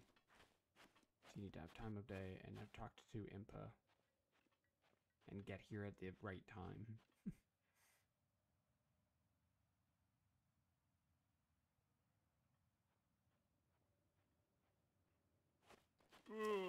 I don't think I get the 1 cycles. Actually, no, yeah, I think this whole fight goes pretty poorly. But say let me.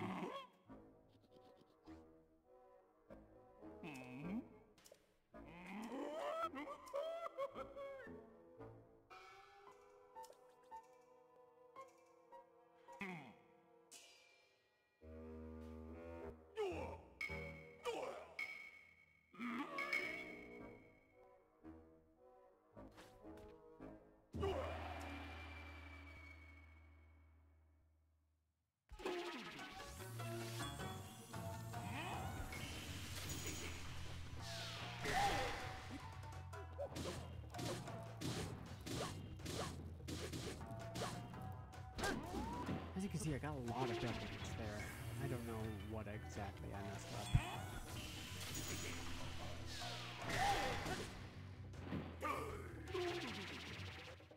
But I had to do 2 cycles.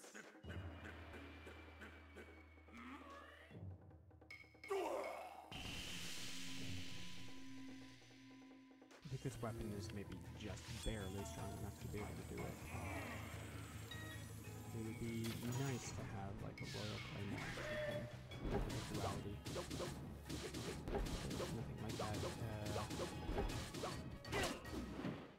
been able to find in the route.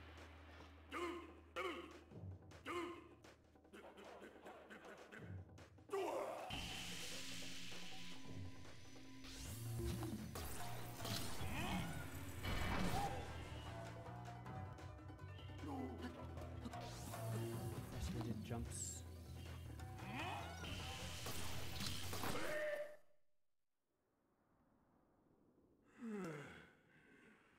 I mean, I guess that could have gone worse, but it was not the fast cycles.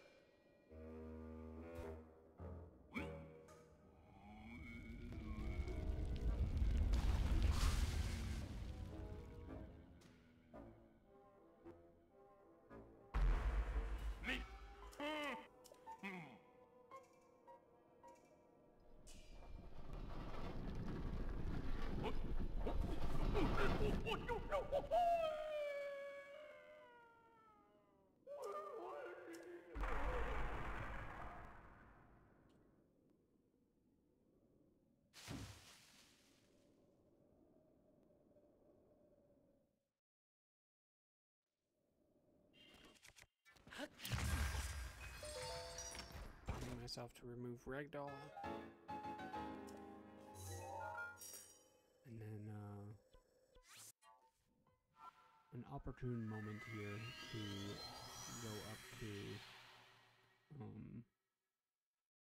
Akkala to progress Tarrytown. The reason why I do it here and not anywhere else much later, is just for the access to the campfire to be able to change time of day. Because for Gerudo 2, I want it to be early morning.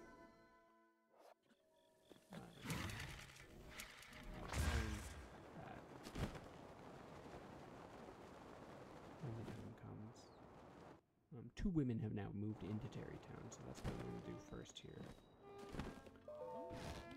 It's probably not faster for me to go in through the balcony there, but I like the idea of it, so that's why I do it. You end up opening 2 doors, I think, is the issue.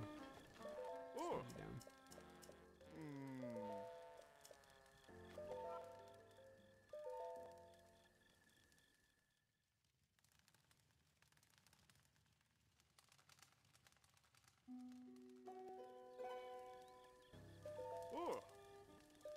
Oh, I forgot to talk to him twice, I guess.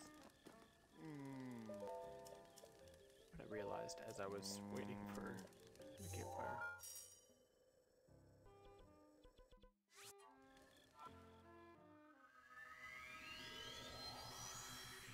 Alright, back to Gerudo. We'll talk to all the rest of the women.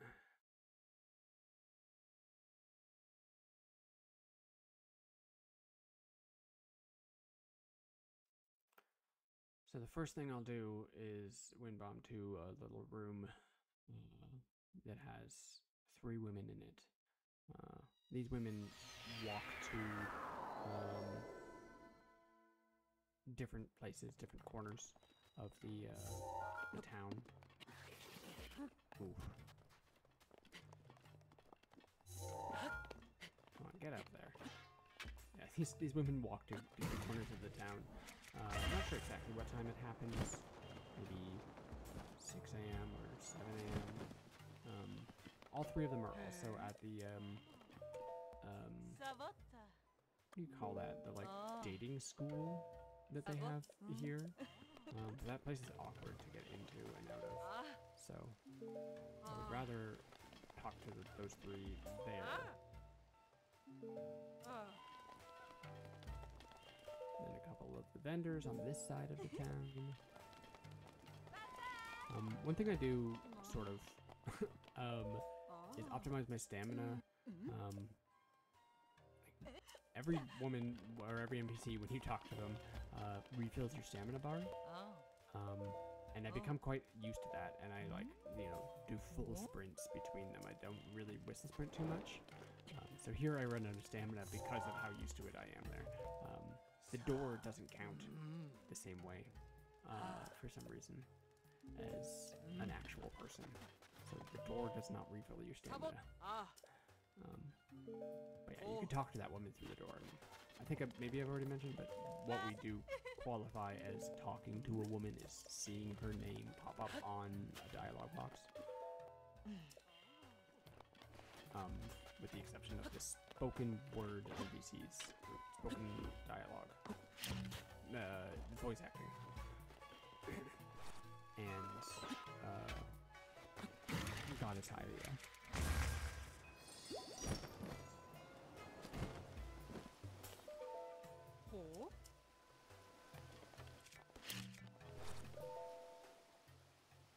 Yeah, I was just making sure the square bomb was detonated. The reason I do this in this order, in case you're wondering, I want to talk to Riju before I get to the back courtyard, because Barta is, I guess, still on her way back from the Yiga clan hideout until you've talked to Riju here. I used to have a previous version of the route that did this in sort of the opposite order. But it was because of me discovering Barta behaving the way she does that I decided, or I had to reverse it.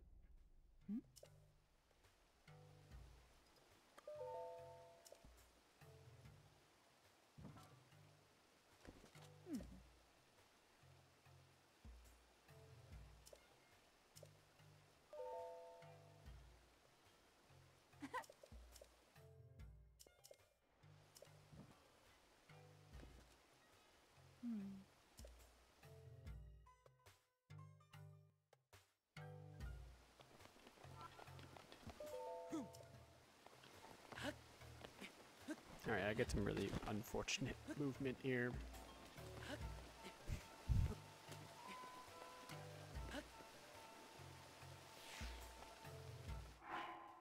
Wow.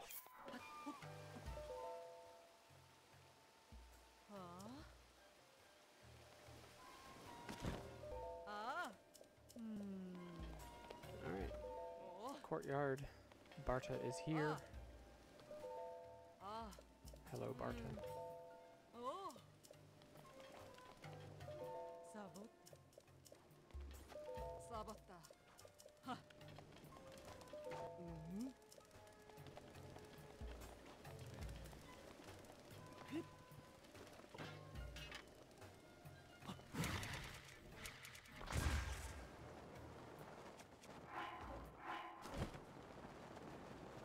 to do that super launch there. You end up going too fast if you super launch that. You're not going far enough to really justify it.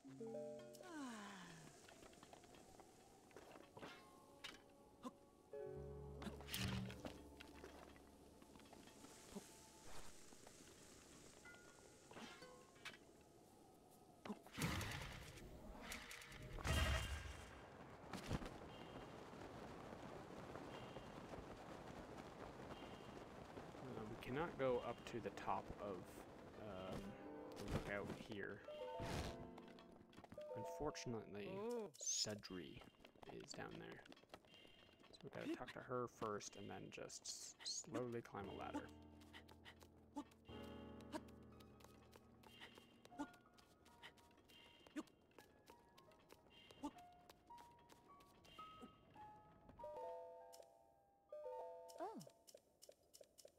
Banger incoming.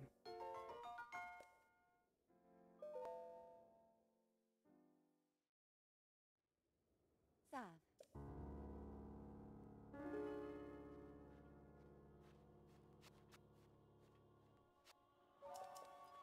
So we're going to go get Poki at Nisezuma Shrine. She's the Gerudo lady who's passed out on the shrine and wants a drink. Noble pursuit. Oh.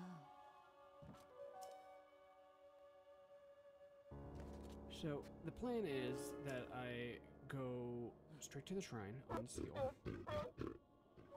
then ditch the seal and do a wind bomb to the divine beast and shoot at the legs. Does not go according to plan. I mentioned earlier that this is a lot of time loss on this bit.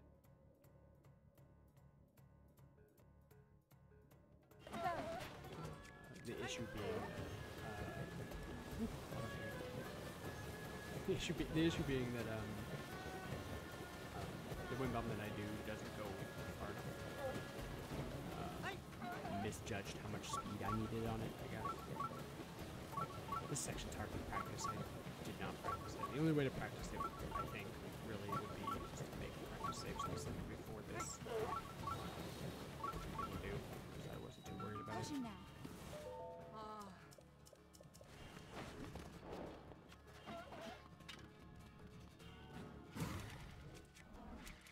Yeah. Didn't I do a bad wind bomb there?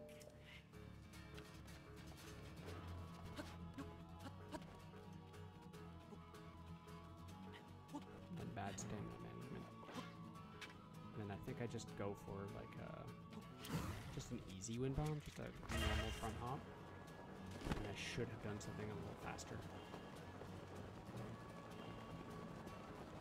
Because I'm further away from the beast than I think I am here.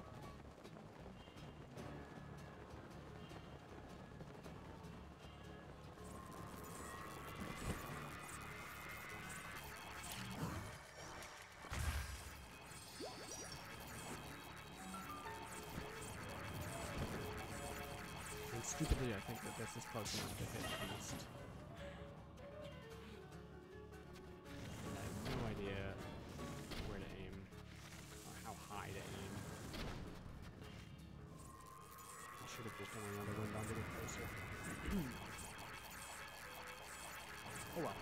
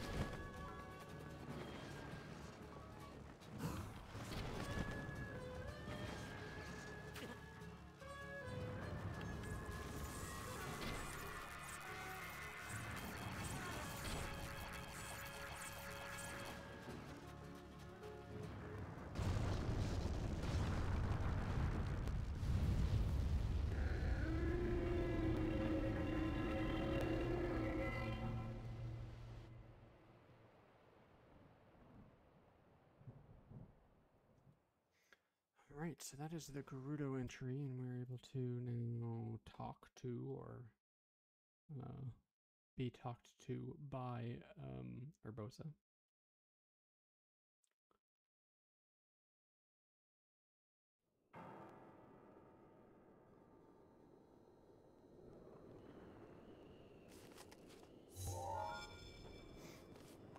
And all of that hype build up, that sick music, you sure do know. I can't. the drama leading up to this. And we're not even gonna do it. We're just gonna walk One away. thing at a time.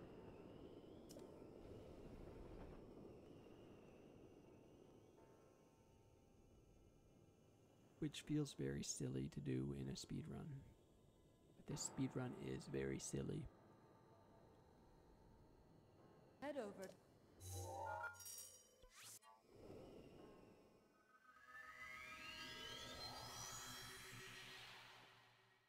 Farron time.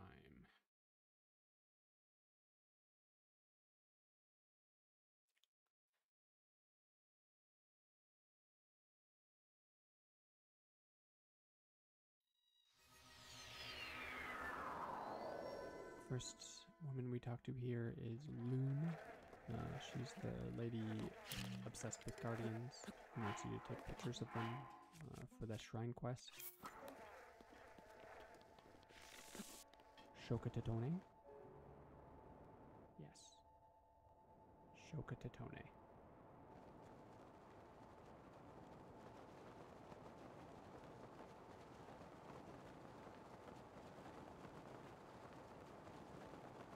I think I just noticed I forgot to split there. It's fine. The splits are not to be believed anyway at this point.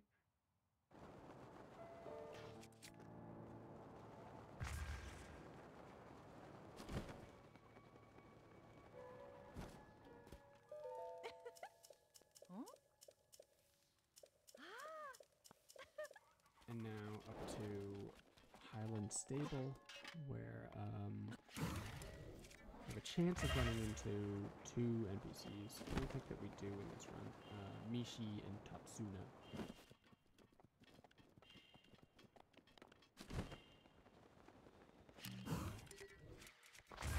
But they both walk from here to Lakeside Stable.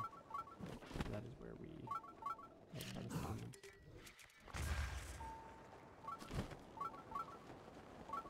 Otherwise, there are two other women who live here. They're both right here, conveniently.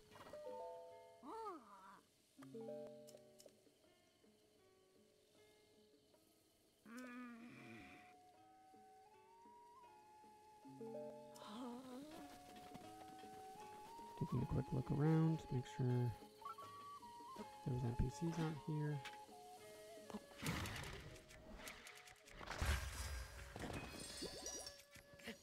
Failing the wind bomb and trying again.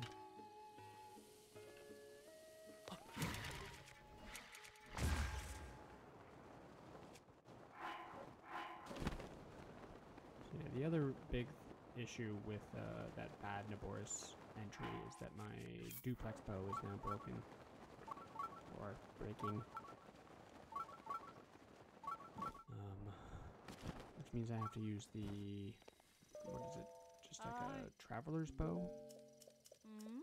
On the next Divine Beast entry. Which throws me off. The trajectory of the arrows is not what I'm used to, so that also goes very poorly.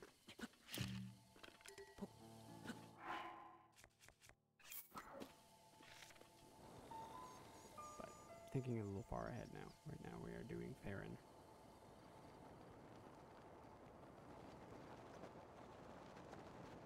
Heading over to Lakeside Stable. One woman who lives at Lakeside Stable. And then 3 NPCs that we try to reload for here.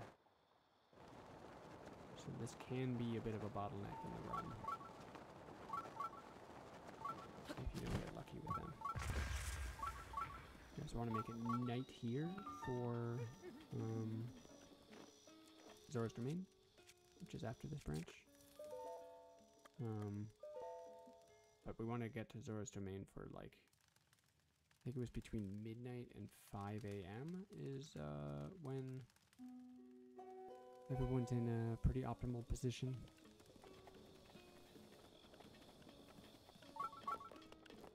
So we set night a little early. We don't want to be there till midnight.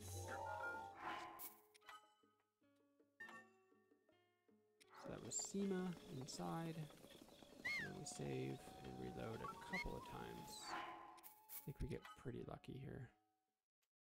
Not too many reloads.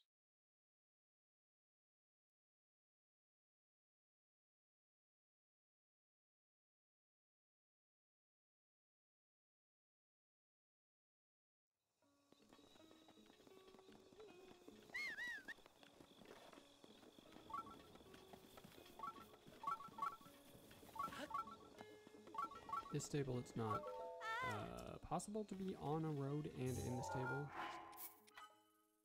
That's why we're standing where we are.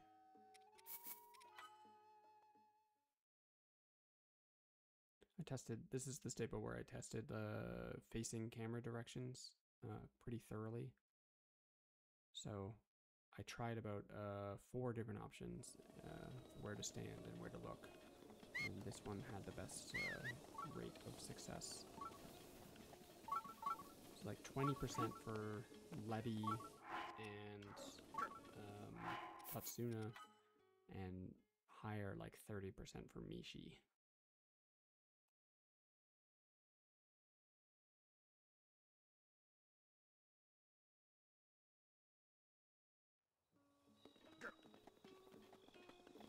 Here's Tatsuna.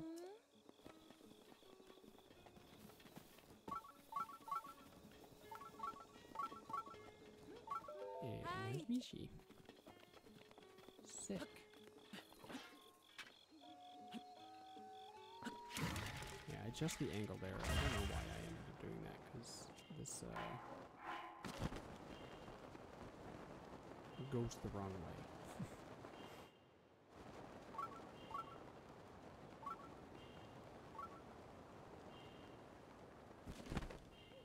Yeah, I end up going too far.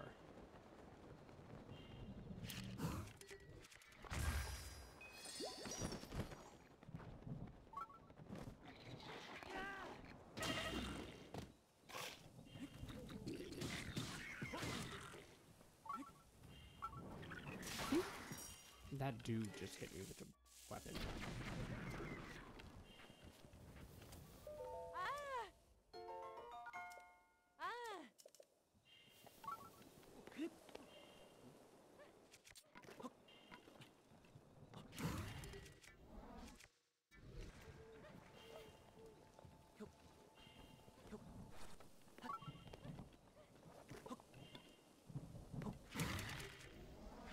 I don't remember. I think I messed this up too, didn't I? Yes, I did. I struggle a little bit climbing up this mountain. We are going up to the top of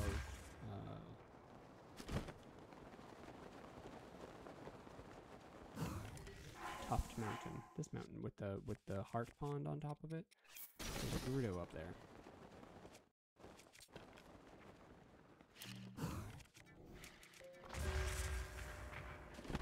And I think the first wind bomb was just like too far north. So I messed up the chain that I wanted to do up this way, and as you can see, there's just like a cascade of issues.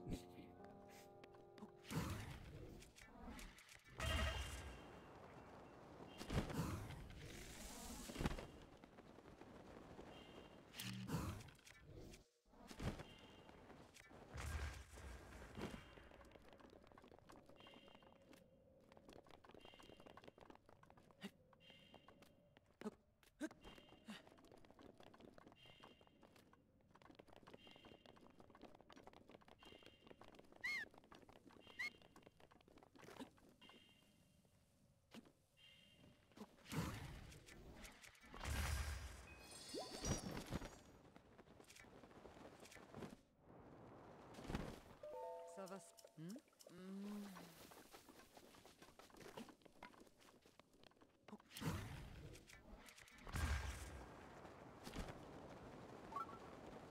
down to Lurlin Village. 4 ladies live here. One mother that gives you a side quest for the seafood paella. But she's sleeping. Which is good, because we don't want to talk about seafood paella. Innkeeper. The Gerudo, who's conveniently sleeping right there. She's like a little bit outside of the town during the day, so it's nice that she's there at night. And then the shopkeeper on the pier. And now we done. And off to Zora's domain.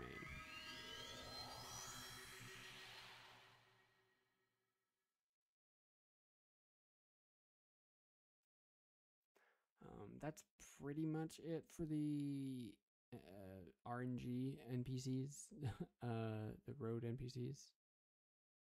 There's one more. Yamo, that we get at Tabantha Bridge Stable on the Rito branch.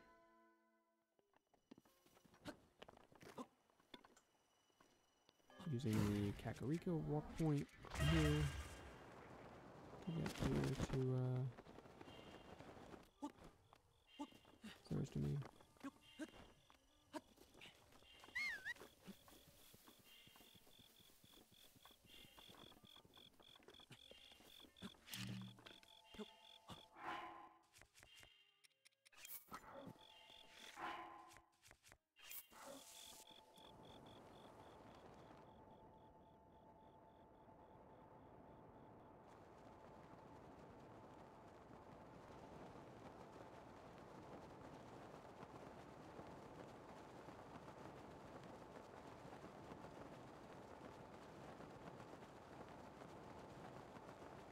So at this point in the run, I'm like 2 minutes ahead of my PB, despite the fact that the splits say I'm 6 minutes behind.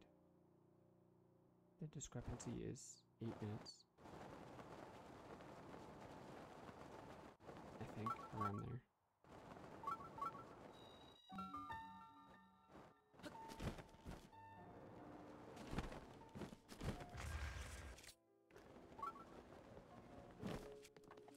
Okay, come in here and enjoy a little bit of fish drama.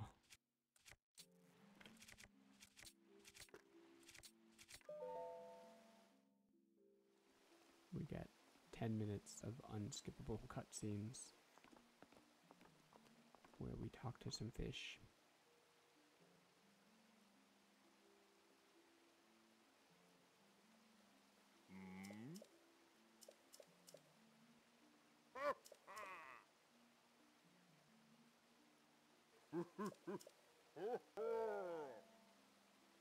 And all of this just for getting into the Divine Beast to be able to talk to,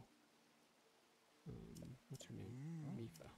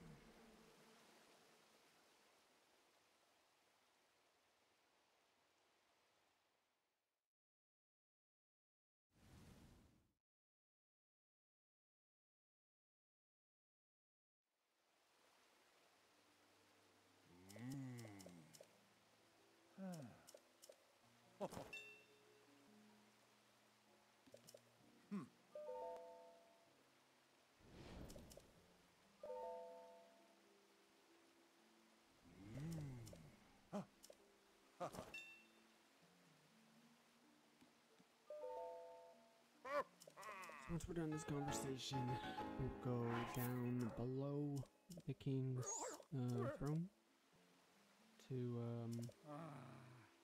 a bunch who are sleeping down below. In the pools, in the ponds. Pools.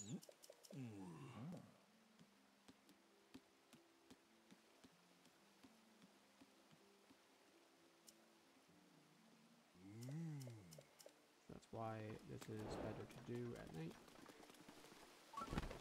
Because Zora's can be a tricky area, or a tricky town to traverse around if everybody is out and about. I think particularly Finley is pretty bad. She's like way out on one of the arms of the town. So yeah, that was like, what, 6? Super fast back.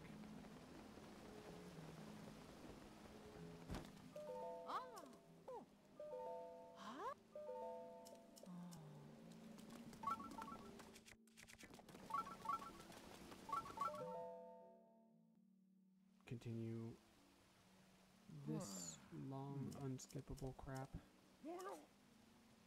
And then I think it's just 3 more before we go up to the Divine Beast.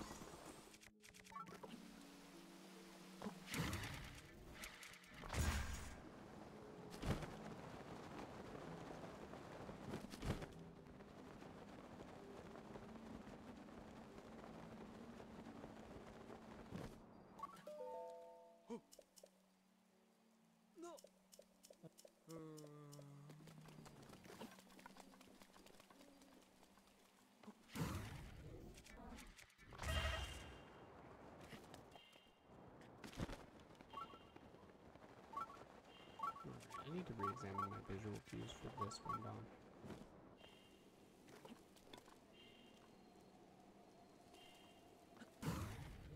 Or timing.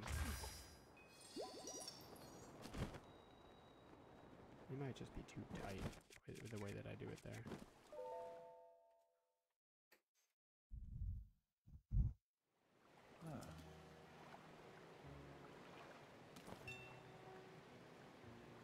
I think I do this in 3 cycles, which is not great. I aim to do it in 2. No shot I can do this in 1 cycle with the bows that I have.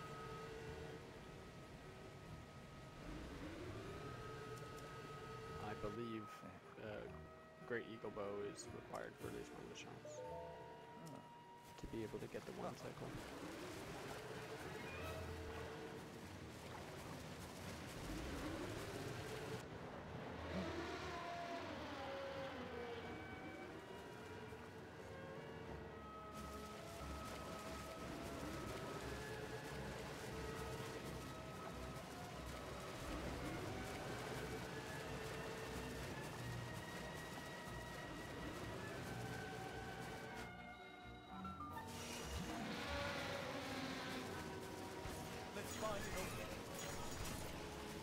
Any shot?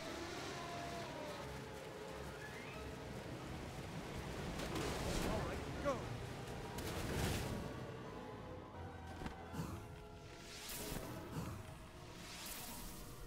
That's it.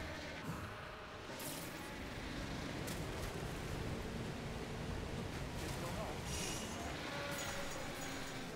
Watch that ice. Get those shotguns.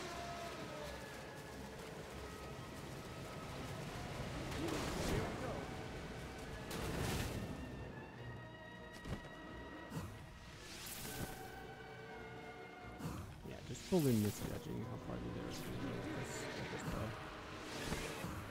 Multiple times. I think it's better than I did with that character. How do you get rid of that ice? The ice balls they throw at you when you have just one terminal remaining are tricky. American? More? It's bad.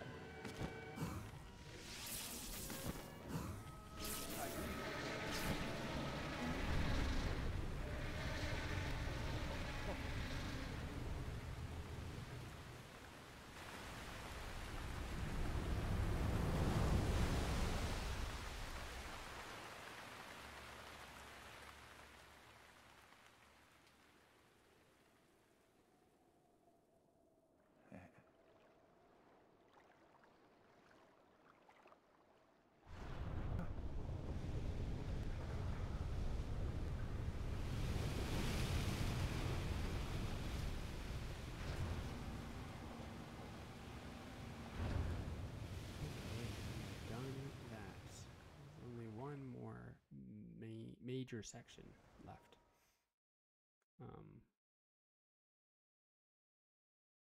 I intentionally put Zora's Domain, this branch, like not right on the very end of the run, although I could have, just because it is a very anticlimactic ending, the fish drama. I do want the run to feel fulfilling to do and not feel like a slog at the end. You're here. I must now.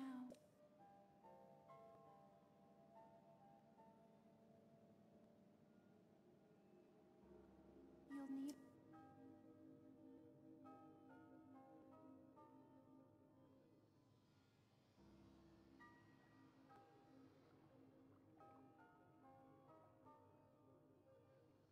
The guidance stone.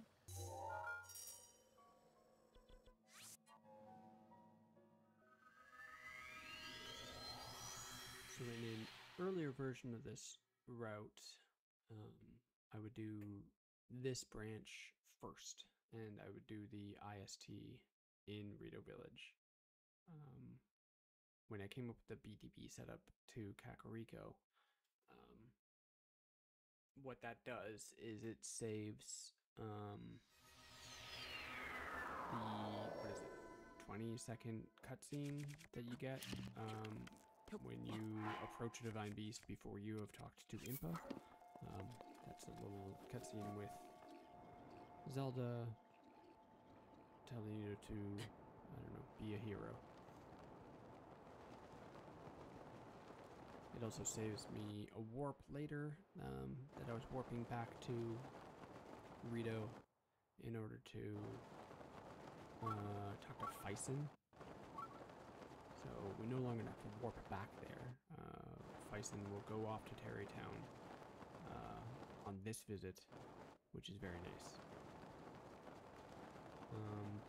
What what else does it do? It also saved the or what am I saying? It optimizes the movement around Rito Village. Because before, when I was doing the IST there, I would kind of have to do it from the bottom up in order to go to the cooking pot before the shop. So it's much better the way it is now. It saves a ton of time. Demand the bridge stable. 2 women are here that live here. And 1 road NPC, Yamo, who has a donkey. We also want to make it nighttime. I didn't mean to talk to this guy. I meant to go to the cooking pot.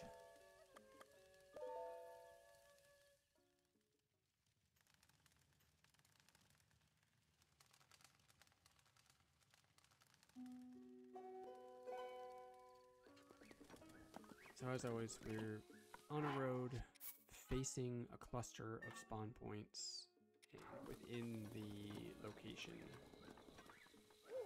of the stable.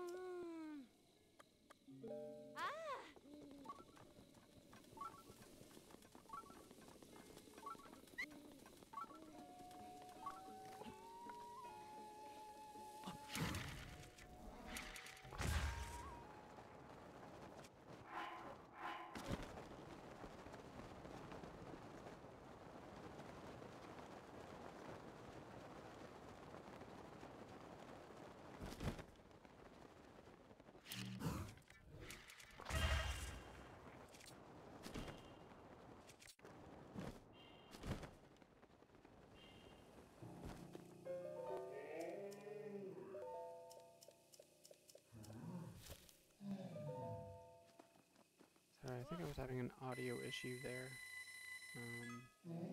Not sure if you heard the last thing I said. Just got lucky with the ammo.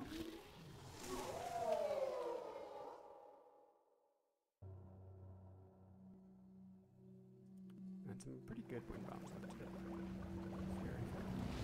Last of the fairy fountains. This one will notice that I have clothes. The other ones I got to before I got any clothes. So this one will ask me whether or not I want to do an upgrade. I'd rather not, I say.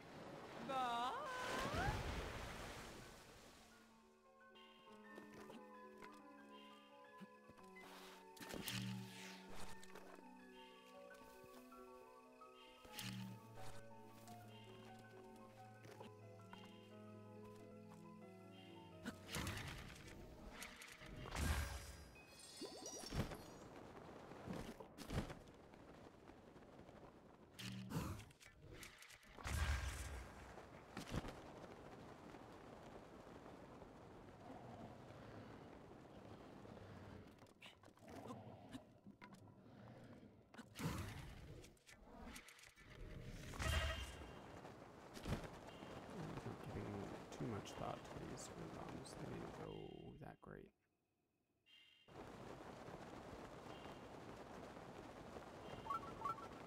It's always when I mess up the first one in the chain that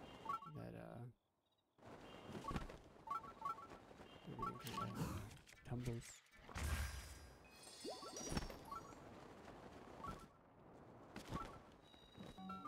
So for Rito Village, you want to land right here. I didn't know this, but in Rito Village, they have little hammocks, I guess, in their houses that they sleep in. I didn't even know that they were there, but you definitely want to get to Rito when most of them are sleeping. at night or first thing in the morning. Because of the little birds, the babies. There's what, 6 of them that all sleep in the same place, so it's obviously much faster and much better to do them at night while they are sleeping. Yeah. Unfortunately for those last 2 in the first house, it makes them really tricky to talk to. You have to talk to the one from up on the little deck that we landed on, and then the other one, I stand up on the shelves, you stand on the plates, and you're able to reach Bedoli. It is very awkward, but it works.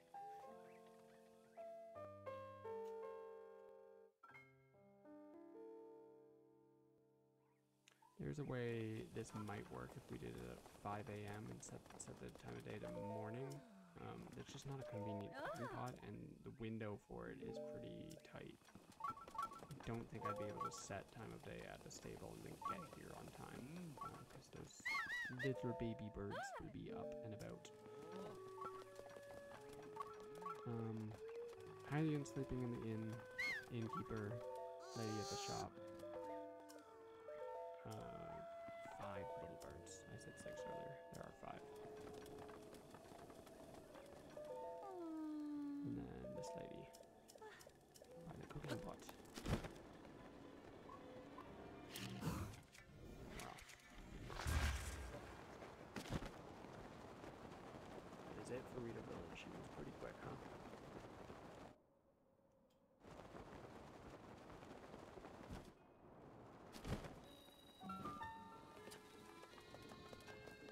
Oh yeah, I think I forget to split here. Normally I want to split now, right after the stable. I also want to land over there on that island, but I didn't.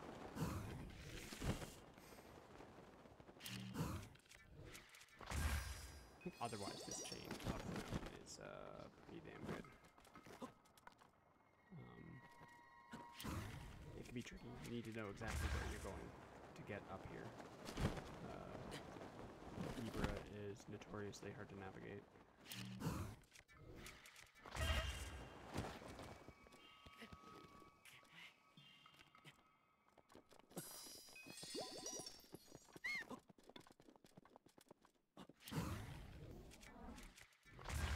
I timed this compared to a couple of different options.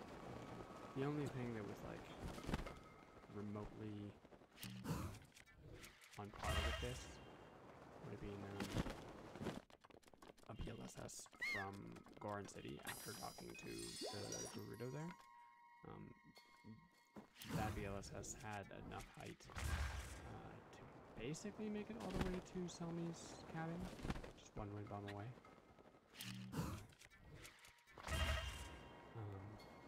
But the only thing that makes that slower as an option is the metal bow that would require. I do not know anywhere in the route where a metal bow would be fast. Sorry, not anywhere, sorry. In the early part of the route before going to Goron City. So. Timed a few other things. Wind bomb chain up here was the fastest.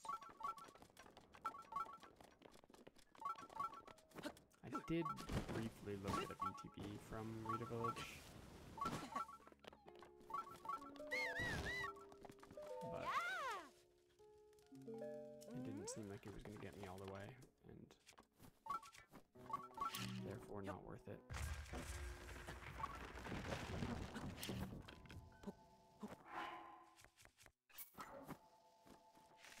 So there we go, we're docked to Selmy. Now we BLSS to Snowfield Stable.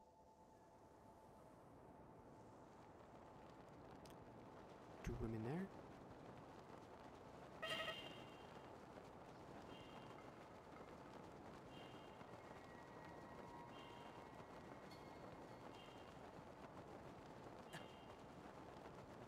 This can be hard to do, depending on the weather.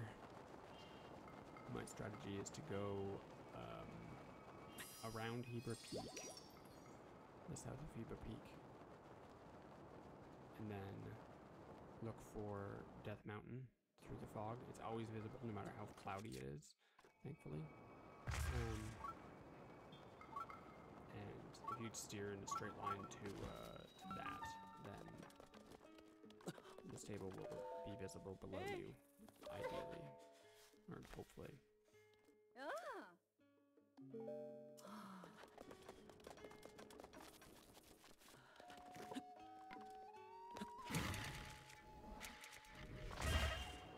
Little super launch here. To Serene Stable. One woman here, and then there's an attacked NPC.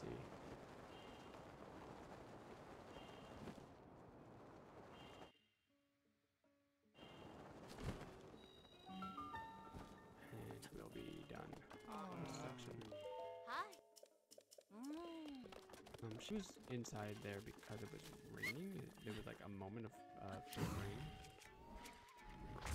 Maybe it was the snow from snowfields that was like, it still counted. I don't know. Normally she's outside.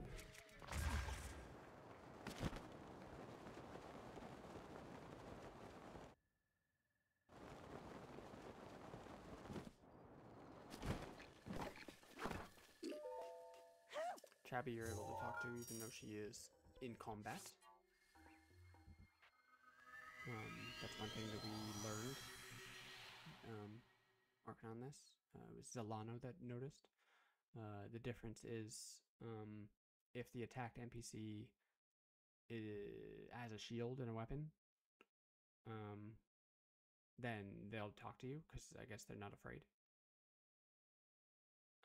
But if they don't have a shield and weapon, then you will need to kill the bokoblin or get them far enough away. It's easier to just kill.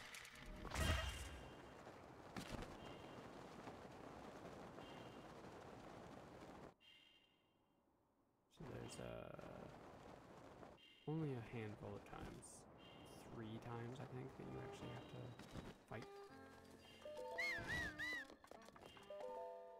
And there we go. That's the last one. I hope this was interesting for you. I hope the commentary added something to it. If anyone feels like running this, feel free to reach out to me and ask any questions. I hope that, you know, having a run with commentary on it will be beneficial to you. But thank you for watching and listening and sticking it out.